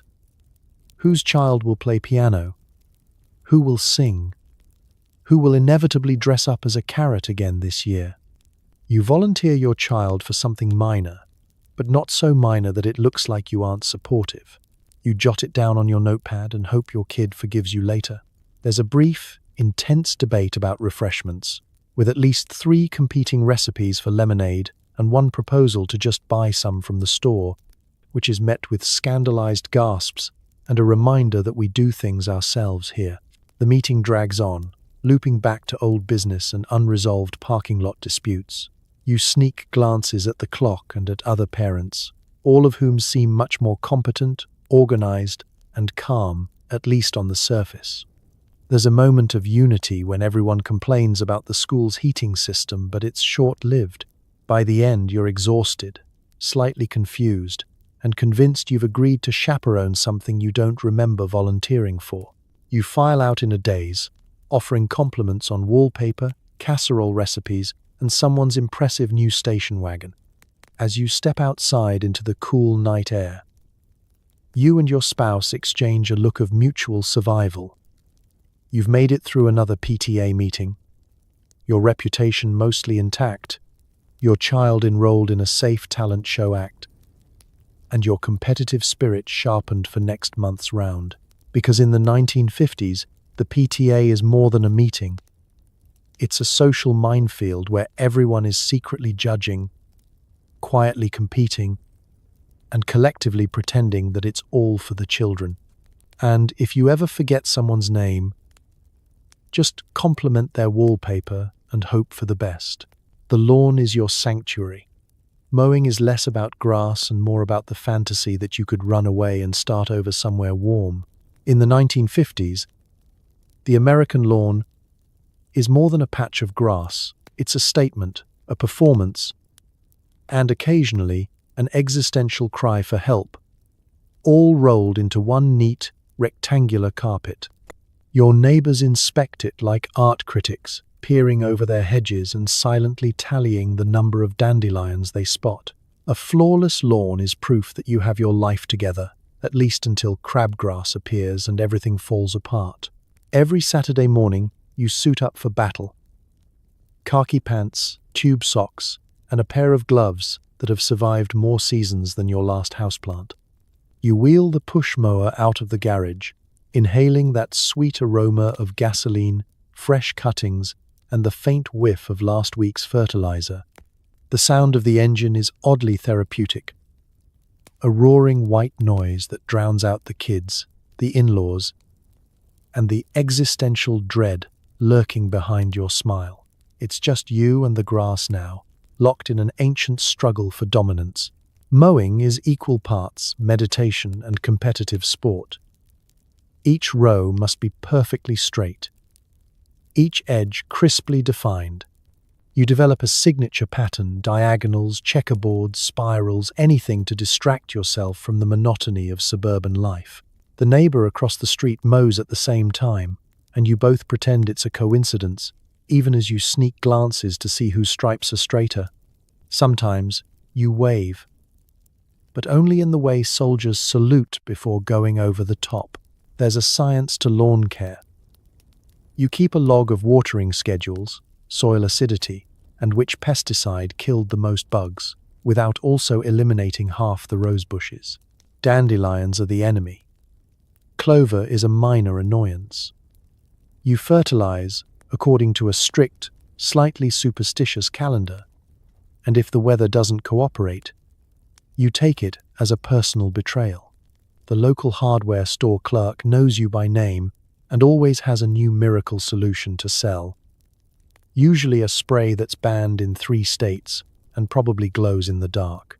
Weeding is its own kind of therapy. You crouch in the grass, yanking at stubborn roots, grumbling about how crabgrass is a metaphor for life. Relentless, persistent, and impossible to eradicate. There's something soothing about the repetition, pull, sigh, toss, repeat. In these moments, you can let your mind wander, fantasizing about moving to Arizona, or at least switching to artificial turf. Watering is an evening ritual. You drag the hose across the yard, trying not to trip over the dog or the neighbor's wandering cat. Sprinklers are carefully positioned, and you watch the tiny rainbows form in the twilight, pretending you're somewhere tropical. You keep an eye out for brown patches, evidence of sabotage or just bad luck, and plan your next offensive accordingly. Lawn equipment becomes an extension of your personality. You secretly covet your neighbor's new rotary mower or leaf blower, and you drop hints about needing a riding mower for the hills, even if your yard is flatter than a pancake. Every tool has a story. The rusty clippers you inherited from your dad, the spade you bought on sale, the sprinkler head you swear you'll fix someday. When you're done, you stand back and admire your handiwork, the faint smell of cut grass still clinging to your clothes. For a brief moment, you feel like the master of your own destiny, king of a kingdom bordered by picket fences and judgmental shrubs. Tomorrow, the weeds will return, the grass will grow, and the neighbors will start the cycle all over again. But tonight, you can rest easy, satisfied with your stripes and the illusion of control. Because in the 1950s, a lawn isn't just a lawn. It's therapy with a side of pesticides. A quiet, green refuge where you can lose yourself in the hum of the mower, the rhythm of the hose, and the dream of someday running away to somewhere with less grass and even fewer expectations. Church is a weekly ritual where everyone dresses up, pretends their family is perfect, and secretly prays for a shorter sermon. In the 1950s, Sunday is not a day of rest. It's a performance, a competition, and a test of spiritual stamina, all rolled into one. The morning begins with a flurry of starched collars, uncomfortable shoes, and hair that's been coaxed, curled, and shellacked to within an inch of its life. You herd the kids into their best outfits, which last approximately 9 minutes before someone wipes jelly on their lapel or loses a shoe behind the sofa. The drive to church is a carefully choreographed affair. You pile into the family car, speaking in hushed tones that say, "Don't you dare start a fight before the second hymn." The streets are lined with neighbors making the same pilgrimage, all nodding politely and pretending not to notice your emergency parking job on the church lawn. The competition starts before you even reach the pews, whose dress is new, whose hat is the widest, whose child manages not to cry during the Lord's Prayer. Everyone is smiling, but you can feel the tension radiating from every freshly waxed sedan in the lot. Inside, you take your place in the pew, second from the front if you're feeling ambitious, last row if you want a quick escape. The church bulletin is handed out by Mrs. Reynolds, who knows exactly how long it's been since your last attendance. You exchange polite greetings, careful not to reveal the chaos that erupted over breakfast, and settle in for an hour of collective repentance. The sanctuary smells of wood polish, lilies, and the faint anxiety of a congregation worried that the sermon might go overtime and encroach on Sunday dinner. The service itself is a blend of ritual and subtle theatre. You stand, sit, and kneel on command, flipping through hymnals as if you might accidentally summon an extra blessing if you hit the right note. Singing is mandatory, though half the congregation mumbles through the verses, saving their true volume for the amens and the gossip afterwards. The pastor delivers a sermon that is equal parts moral guidance, history lesson, and gentle roast of the local community. You nod sagely, praying for brevity, and try to ignore the growing restlessness of the kids, who have already consumed 3 breath mints and are eyeing the exit. Children are experts at church survival. They draw on bulletins, build tiny fortresses out of hymnals, and exchange secret notes with the Peterson twins in the next pew. If they're lucky, there's Sunday school, a temporary reprieve for both parents and offspring. You watch as your children march off, praying that at least one of them remembers the Bible verse for next week's recitation. After the sermon comes the social gauntlet, coffee in the church basement, where stale cookies and warm fruit punch are passed around like communion. Here, you trade stories about the week, exchange recipes, and subtly check for any signs of marital discord among the congregation. The unspoken rule is that everyone's family is perfect, even as you all swap stories about missed curfews, burnt roasts, and the mysterious disappearance of the church candlesticks in 1947. Finally, you pile back into the car, shoes kicked off, hats askew, everyone sighing with relief. The day's only just begun. There's a roast in the oven, a mountain of homework to ignore, and at least one child who will be wearing their Sunday best straight into a mud puddle by 3 o'clock. Because in the 1950s, religion isn't just about faith. It's about showing up, counting your sins and blessings, and hoping the neighbors didn't notice that you spent most of the service thinking about lunch. Church is a ritual, a community, and just maybe a quiet reminder that perfection is overrated, especially if you can make it to Sunday dinner without starting another argument. The basement is full of half-finished projects and broken dreams. It's a space for reflection, escape, and pretending you know how to use power tools. In the 1950s, the man cave is not called a man cave. It's just the basement, the garage, or sometimes, if you're feeling especially ambitious, the workshop. But whatever you call it, everyone in the house knows it's your domain. A small, chilly kingdom of cement floors, wood-paneled walls, and enough sawdust to choke a hamster.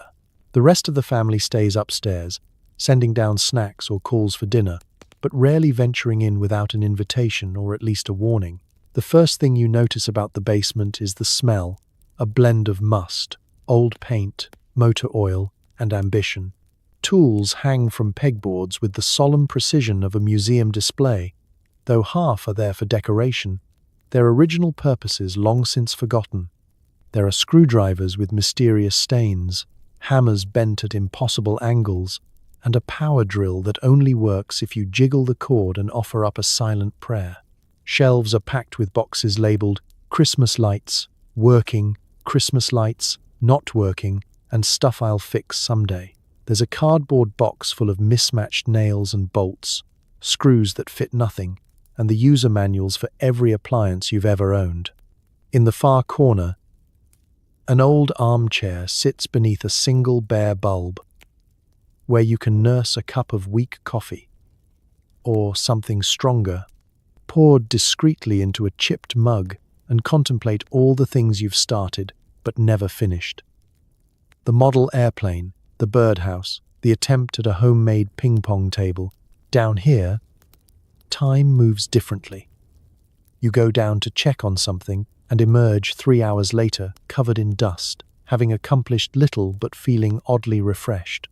This is where you rehearse difficult conversations, replaying arguments in your head and perfecting retorts you'll never actually say out loud. If you're truly having a day, you turn on the old radio, let it hum away, and pretend to focus on tightening bolts just for the soothing illusion of productivity. The man cave is also the official graveyard for broken appliances. The toaster that died in 5-2 the vacuum with a vendetta. The radio that only plays poker after midnight. You keep them all, convinced that one day, with enough time and the right socket wrench, you'll bring them back to life, or at least extract a useful part to fix something else. Every once in a while, your spouse ventures down to ask if you're ever going to throw anything away. You grumble, "I might need it," and the matter is dropped. For now, it's not all solitude. Sometimes, the kids wander in, curious about the secret world beneath the kitchen floor. You teach them the difference between a Phillips and a flathead, let them help sand a piece of wood, or let them test out the tape measure by seeing who can stretch it the farthest. These are quiet, important lessons, even if the real message is that it's okay not to have all the answers, and that half of adulthood is learning to improvise with whatever's in the box labeled MISC.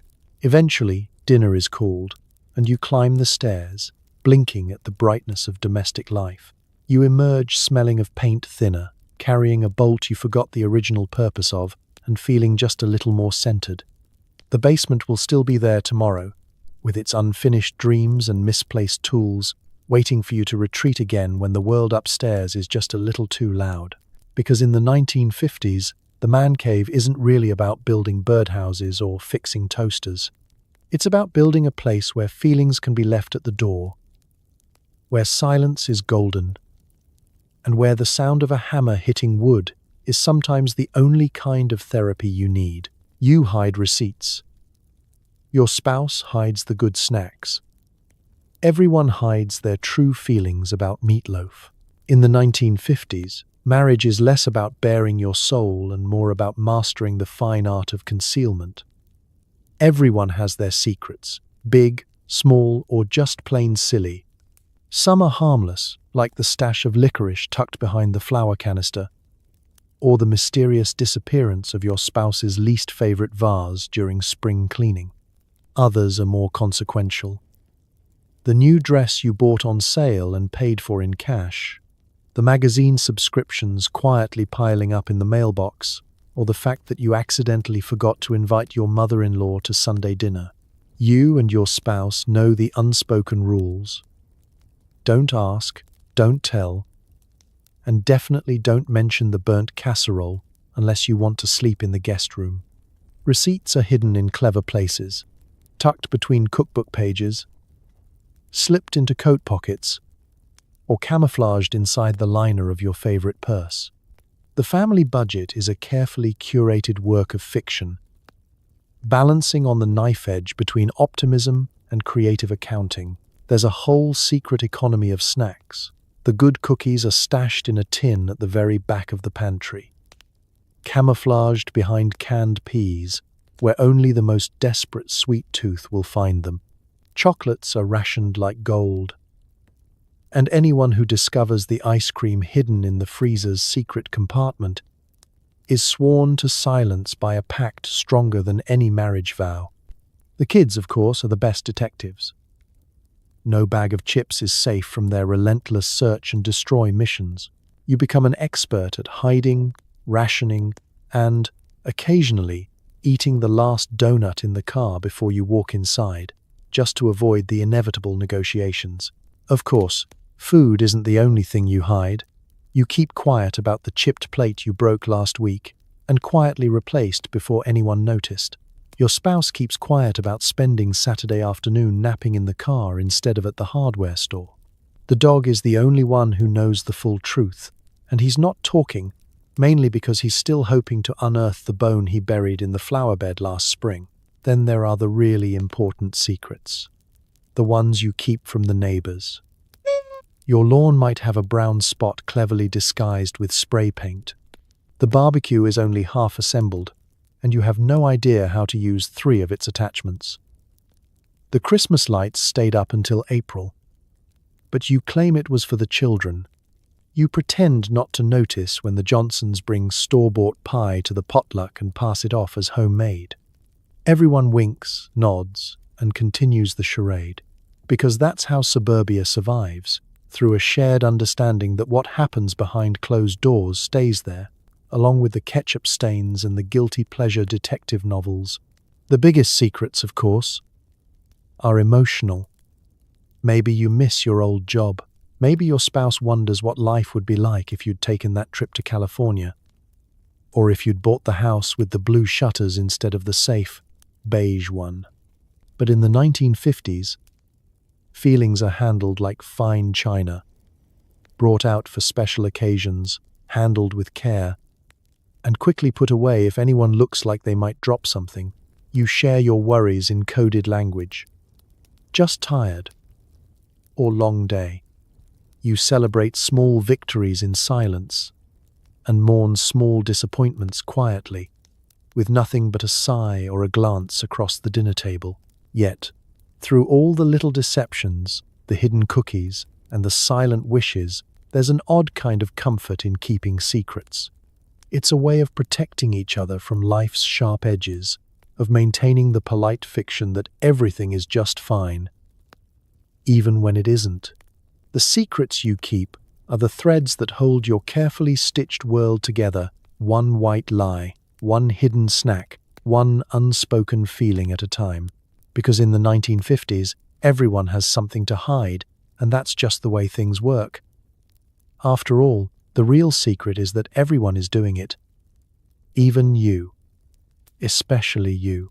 Explaining the facts of life is an exercise in vague metaphors and deep embarrassment. The less said, the better, for everyone involved.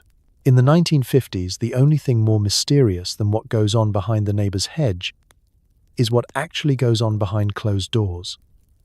Sex, romance, and anything remotely resembling the talk are shrouded in such thick fogs of euphemism that entire generations grew up believing babies arrived, courtesy of a stork with a strong work ethic and no follow-up questions.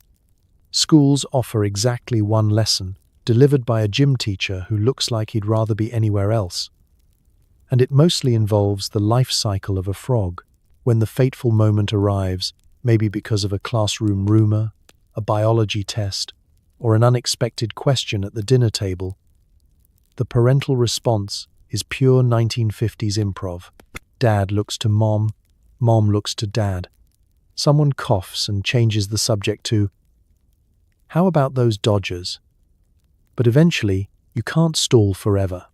You sit your child down, take a deep breath, and launch into a winding, metaphor-laden speech involving flowers, bees, and, if things get truly desperate, a lecture about the miracle of special hugs between married people who love each other very, very much. You choose your words as if you're diffusing a bomb. The vocabulary is limited. No anatomical details. Definitely no diagrams. The conversation wobbles on the edge of panic, every sentence carefully calibrated to reveal nothing and imply less. When two people are in love, well, sometimes nature takes its course and, then one day you'll understand. Your child's eyes glaze over. The dog leaves the room. Even the furniture seems to cringe in shared embarrassment. There are rules, unwritten and ironclad. Rule number 1. Do not use the S word. Rule number 2. Absolutely do not mention any of this outside the home, especially not at school, church, or, worst of all, a family reunion. Rule number 3. If any further questions arise, refer them to a medical encyclopedia, which has been strategically placed on the highest shelf and is always mysteriously out of date. For most families, the topic is revisited only under extreme duress. A pregnancy announcement, a health class permission slip, or the arrival of a new sibling. Even then, it's couched in terms so indirect that you're left wondering if reproduction is even possible outside of sitcoms or immaculate conception. You'd have better luck explaining quantum mechanics using sock puppets. The media, for its part, offers no help. TV couples sleep in separate beds. Movie kisses fade to black after 3 seconds. Magazine advice columns offer gems like, "A good wife never asks questions." And remember, romance is for special occasions, like Leap Day. If a book hints at anything beyond a chaste peck on the cheek, it's promptly banned from the library and hidden in a drawer marked for mature audiences, which, in the 1950s, means anyone over the age of 40. Children grow up learning that curiosity is suspicious, direct questions are dangerous, and the answer to anything remotely biological is always, "You'll understand when you're older." Most never do. The legacy of the 1950s sex talk is a generation of adults who flinch at the word intercourse and break into a cold sweat when asked where babies come from. The cycle repeats, decade after decade, with each parent swearing they'll do better, right after someone else goes first. But beneath the layers of awkwardness, there's a kind of endearing solidarity. Everyone survived the conversation. No one actually exploded from embarrassment. The world kept spinning.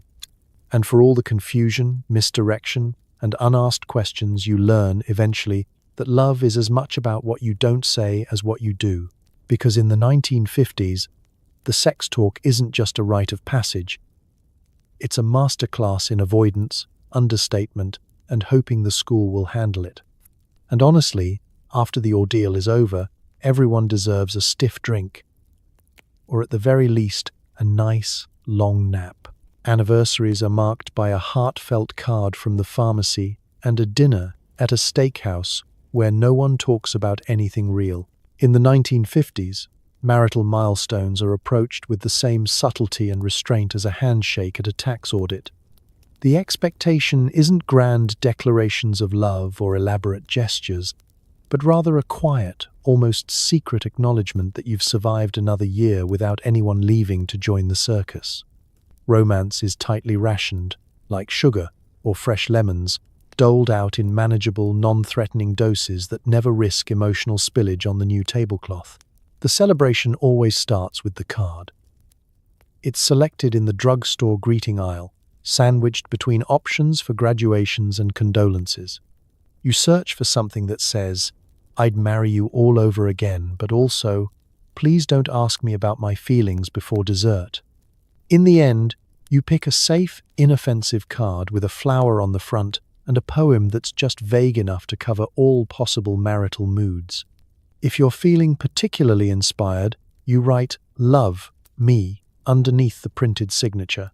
No need to get carried away. Gifts are practical. Socks, a new frying pan, maybe a coupon for one free lawn mowing, valid on days when the temperature is below 80 degrees. Jewelry is reserved for major milestones, like surviving the in-laws' 3-day visit or making it through Lent without a single argument about fish sticks. The point isn't to surprise, but to demonstrate reliable, predictable affection. Surprise, in the 1950s, is for sweepstakes and thunderstorms, not for marriage.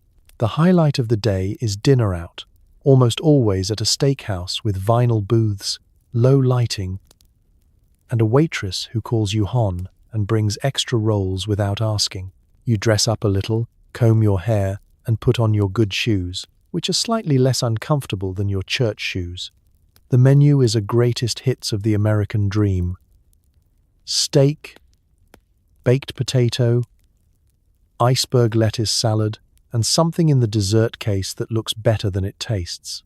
Conversation at the anniversary dinner is, by design, safe and soothing. You talk about the kids, the neighbors, the upcoming church bazaar, and whether or not you remembered to pay the electric bill. You both avoid heavy topics, dreams deferred, old grudges, or the time someone accidentally shrunk your favorite sweater in the wash. Instead, you marvel at how the restaurant still smells exactly like it did when you first came here 10 years ago, or how the breadsticks are still suspiciously chewy. There are jokes, some recycled from last year, some new, and everyone laughs just enough to maintain the mood. Dessert is split because you're practical and because, frankly, you're both too full from the main course. Someone might suggest dancing, but only as a joke. You make a toast with water glasses, clinking them together with all the ceremony of a small-town city council meeting.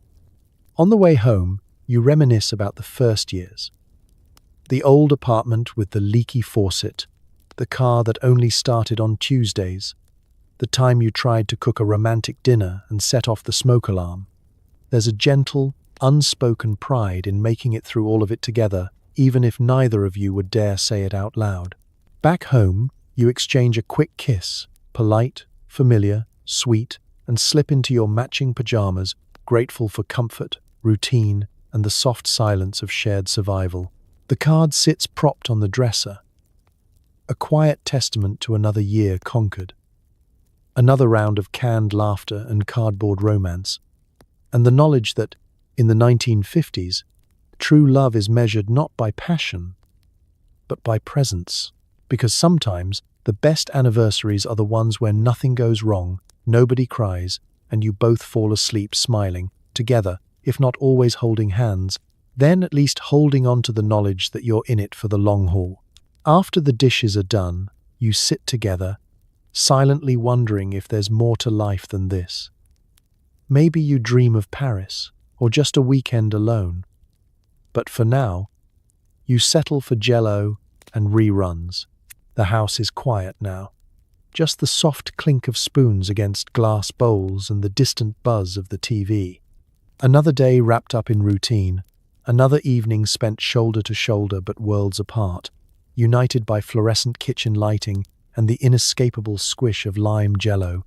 If there's a secret to contentment in the 1950s, it's learning to make peace with the tiny, persistent ache of what might have been. You and your spouse both have dreams, of course, but you rarely say them out loud. Maybe you wanted to write a novel, learn to paint, start a business, or just have the living room to yourself for an entire afternoon. Maybe you've both imagined seeing the Eiffel Tower, or at least the world's biggest ball of twine somewhere off Route 66. You picture sipping espresso in Parisian cafes. Or, on more realistic days, sipping actual hot coffee without interruption from the kids, the phone, or the dog. Instead, your adventures come in small, safe doses. A trip to the state fair, a new casserole recipe, an ambitious jigsaw puzzle with 2,000 pieces and only 1,995 survivors. You buy a travel magazine and circle the places you'll visit someday, knowing deep down that the magazine will live out its final days on the back of the toilet. Every once in a while, you talk about next year with a hopeful, wistful certainty. Next year, you'll finally drive to the Grand Canyon. Next year, you'll take that art class. Next year, you'll find out what's at the bottom of the mysterious box in the attic. The real truth is, in the 1950s, deferred dreams are the currency of marriage. You trade big plans for small comforts, warm slippers, a nightcap, a decent seat at the drive-in theater. You learn to accept that contentment and longing can share the same sofa, that there's a quiet kind of love in making peace with the life you have. Even as you quietly wish for more, every now and then, something stirs, an ad on TV, a story in the newspaper about someone who really did go to Paris, or the neighbor who signed up for night school just because she could. It flickers in your mind that thought, why not us? Why not me? You glance at your spouse, maybe just for a second, and wonder if they're thinking the same thing. Maybe they are. Maybe they aren't. But in the 1950s, nobody asks. You just keep passing the whipped cream. Dessert is eaten in silence, or with the soft laughter of old sitcoms in the background. Sometimes you both remember to be grateful. Grateful for the roof, for the fridge full of leftovers, for the fact that you have reruns and not just static. You tell yourself that Jell-O can be elegant if you eat it with the good spoons and turn the lights down low.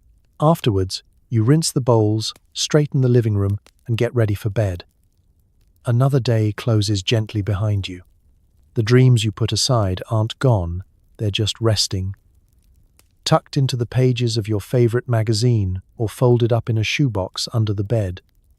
Maybe tomorrow you'll dust them off. Or maybe you'll just share a look across the table, a secret handshake of the quietly restless and quietly content. Because in the 1950s, most dreams aren't abandoned, they're postponed. And there's a kind of bittersweet comfort in knowing you're not alone. Sometimes, the biggest adventure is simply making it to dessert together, even if dessert is green, wobbly, and shaped like a bundt pan. If you thought therapy was taboo, welcome to the 1950s, where marriage counseling is what you do when you've tried absolutely everything else, including consulting your neighbor's horoscope and 3 issues of Reader's Digest. The closest you get to actual advice is a pamphlet titled "Don't Go to Bed Angry." Even though you've already perfected the art of being quietly furious while pretending to sleep. Therapy, in the 1950s, is something that happens to other people, movie stars maybe. The folks 2 towns over? Not anyone you know. You and your spouse have disagreements, sure, everyone does, but the solution is always found at home, with a pot of coffee, a side of denial. And, if you're lucky, a plate of store-bought cookies. If the word counseling comes up, it's whispered, like a scandal or a rare medical diagnosis. Did you hear the Johnsons are talking to someone? Gasp. About their marriage? Double gasp. Well, maybe Mercury is in retrograde. If things do get bad enough for help to be considered, you try everything else first. You consult your horoscope, Pisces, today. Avoid confrontation and root vegetables. You read advice columns that tell you to keep romance alive with a new hairstyle or never criticize your husband's driving unless you're prepared to walk home. You even ask your neighbor, who's been married since Hoover was president and claims the secret is separate vacations and never discussing politics. You nod, then promptly do the opposite. Actual marriage counseling, should you muster the courage, is an exercise in careful choreography. Appointments are made with maximum secrecy, preferably at a discreet office far from anyone who might recognize your station wagon. The waiting room is furnished in beige and shame. The counselor, typically a local pastor, a stern nurse, or someone's cousin who took a psychology class in 1948, offers time-tested wisdom. Communication is key. Pick your battles. Try not to hold a grudge for more than a decade. If you're feeling especially brave, you attend together, staring at the carpet and taking notes on how not to fidget. Advice is always simple and always slightly outdated. You receive a pamphlet filled with gems like "Remember your manners, don't air dirty laundry," and the ever-popular "Don't go to bed angry." Of course, no one mentions what to do when you both want the last word, so you just go to bed angry and have the fight telepathically at 2 a.m. while facing opposite directions in your twin beds. Most problems, though, are still solved the old-fashioned way. Silent endurance, a little extra effort, and maybe a surprise date at the drive-in.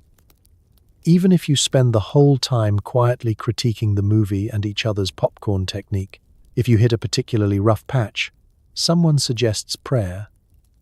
Or, for the truly modern, listening to a radio program hosted by a cheerful relationship expert, whose only qualification is surviving marriage longer than a loaf of Wonder Bread. And yet, despite the taboo, there's a quiet longing for real understanding. Sometimes, after all the horoscopes, columns, and pamphlets, you and your spouse find yourselves talking late into the night, not about the big stuff, but about the little things: burnt toast, stubborn weeds, the way the cat always picks your lap and not theirs. It isn't therapy, not officially, but it's as close as you get in a world where feelings are handled like fragile glassware. In the end, the secret ingredient is persistence. You keep showing up, keep trying, keep blaming Mercury for everything that goes sideways. You master the art of forgiveness, or at least forgetfulness. And you realize, perhaps, that not going to bed angry really means we're in this together. And sometimes, laughter and a little shared stubbornness are the best therapy of all. Because in the 1950s, marriage counseling is half superstition, half Reader's Digest, and entirely about muddling through, together, even when the stars and the pamphlets disagree. You'd think taking a family vacation would be relaxing, but planning one in the 1950s is a military operation. You pack up the kids, the dog, and enough sandwiches to feed a small army, only to end up at a crowded motel with a mysterious odor, 2 hours of forced family fun, and a sunburn that brings everyone closer to heatstroke, mostly. The first rule of vacation planning is optimism, quickly followed by regret. It starts in January with a calendar, a roadmap, and a wild dream that this year will be different. You fantasize about the open road, endless horizons, and smiling children playing games in the back seat. By April, the fantasy has evolved into a spreadsheet of potential routes, the pros and cons of every rest stop between here and Niagara Falls, and a heated debate about whether you really need to bring 3 changes of clothes per person just in case. Packing the car is an all-day affair. You load the trunk with luggage, a picnic basket, a coffee thermos, half the medicine cabinet, and exactly one suitcase that will remain untouched until someone needs a swimsuit. The kids are allowed 1 toy each, but somehow a small civilization of dolls, action figures, and unauthorized frogs makes its way into the back seat. The dog is wedged between a cooler of potato salad and an emergency toolkit last used during the Truman administration. Departure is scheduled for 8 a.m. sharp, which means you pull out of the driveway at 11:17 after a quick search for the map, a lecture about not fighting, and a last-minute dash to the bathroom. As you merge onto the highway, you're filled with hope, coffee, and a gentle foreboding. Vacation travel in the 1950s is a full-contact sport. There are no GPS devices, just a folded road map the size of a parachute and a co-pilot who insists they are pretty sure this is the right exit. Arguments break out over radio stations and whether that really was the last turn for the scenic overlook. Dad drives as if the fate of the free world depends on making good time. Mom dispenses snacks, tissues, and moral support, and the kids treat the back seat as a laboratory for new forms of sibling rivalry. Rest stops are chosen for their bathroom cleanliness and the possibility of an ice cream stand. You stop every 90 minutes to let the dog stretch, refill the thermos, and reapply sunblock to already pink noses. Lunch is eaten at a picnic table covered in questionable ketchup stains, while the kids race to see who can get grass stains first. Arriving at the motel is both a relief and a fresh test of patience. The room smells like every other family that's ever stayed there, plus a hint of mystery. The air conditioner rattles, the TV has exactly 2 channels, and the pool is a postage stamp of questionable water chemistry. Still, you unpack, change into matching vacation shirts, and march out for an afternoon of sightseeing Mount Rushmore, the world's largest ball of twine, or, failing that, a miniature golf course with a windmill that always eats your ball. At night, you squeeze into beds that were never designed for this many people. The kids giggle under thin motel blankets, the dog snores at your feet, and you stare at the ceiling, plotting tomorrow's route and hoping the car will start. The best-laid plans are quietly abandoned, replaced by the simple goal of making it home with everyone still speaking. Because in the 1950s, family vacation is about lowered expectations, shared discomfort, and memories forged in the crucible of sunburn, spilled lemonade, and the quiet understanding that no one, anywhere, has ever enjoyed a car trip as much as the brochure promised. But you all survive, and, in some small way, you're closer for it, even if only by necessity. The holidays are supposed to be magical, but mostly they're an excuse to haul out inherited decorations, endure an epic passive-aggressive turkey carving, and argue about whether canned cranberry sauce is real food. By dessert, you've remembered exactly why you only see these people once a year. Preparations begin weeks in advance. You drag battered boxes out of the attic, each one packed with memories, questionable ornaments, and an impressive dust bunny colony.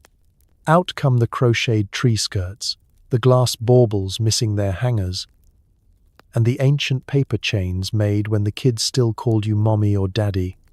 Every year you vow to sort through and throw away the broken lights. But somehow, they always make it back into the box, tangled beyond human comprehension. The house soon smells like cinnamon, pine, and equal parts hope and resignation. As the holiday approaches, you brace yourself for the arrival of relatives, some beloved, most tolerated, and all with strong opinions about the correct way to baste a turkey or how much brandy belongs in the fruitcake. The guest list is a delicate puzzle. Uncle Pete refuses to sit next to Aunt Mabel since the Great Deviled Egg incident of '48.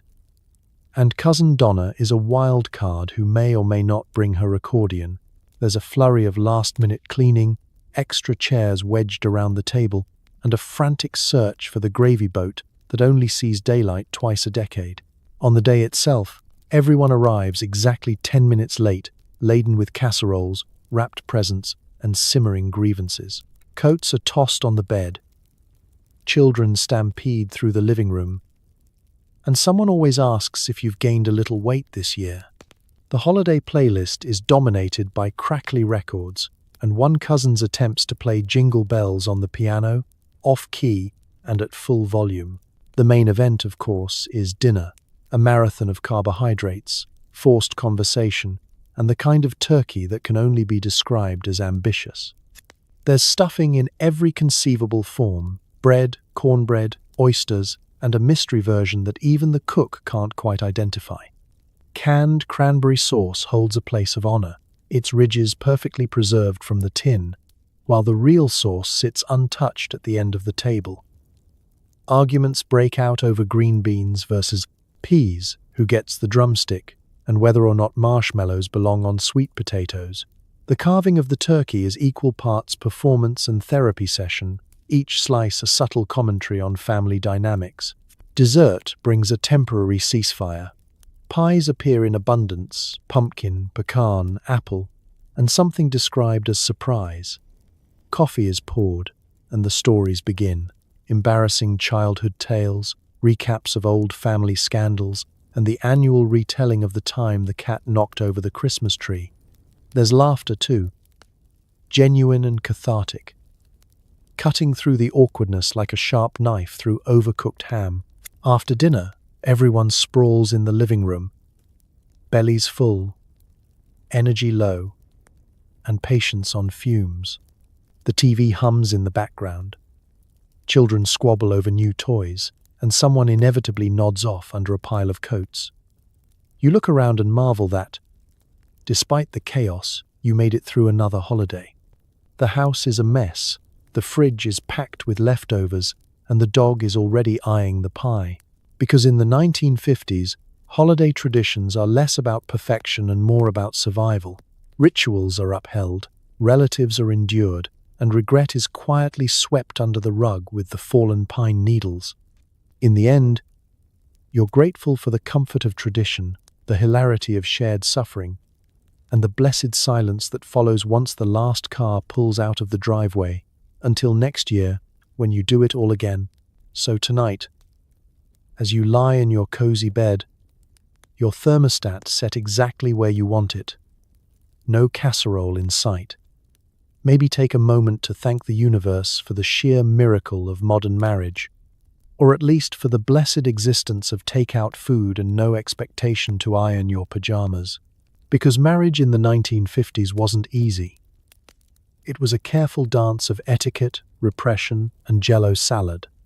It was lawn mowing as therapy, dinner parties as low-level psychological warfare, and emotional honesty as rare as a truly good fruitcake. It meant loving each other fiercely in between all the unspoken grievances, learning to find comfort in the ritual of shared routines and the quiet surrender of dreams deferred, at least until the next PTA meeting. But let's be honest, those couples were tough. They built lives from the ground up, facing the world's expectations with a smile, a spatula, and occasionally a silent stare that could curdle milk. They navigated the minefield of gender roles, kept secrets tucked away like coupons in a junk drawer, and found moments of real connection in the margins between arguments about wallpaper and who left the light on in the den. So, if you ever worry that you're not nailing marriage, just remember, neither were they. Everyone was improvising. Everyone was wondering if they'd missed some secret manual. In the end, it wasn't about perfection or winning Yard of the Month. It was about holding on, sometimes gently, sometimes desperately, sometimes just with a sigh and a reheated casserole. Tonight, as you slip into sleep, maybe send a quiet thank you to all the people who survived, and sometimes even thrived, in a world where the biggest adventure was surviving Tuesday night's meatloaf. History may be full of awkward silences, mismatched pajamas, and misunderstandings, but it's also proof that people are stubborn, hopeful, and just a little bit ridiculous. Sleep well. May your dreams be free of potluck anxiety, your bedsheets crisp, and your marriage, past, present, or future, a little less 1950s, and a lot more forgiving. Good night.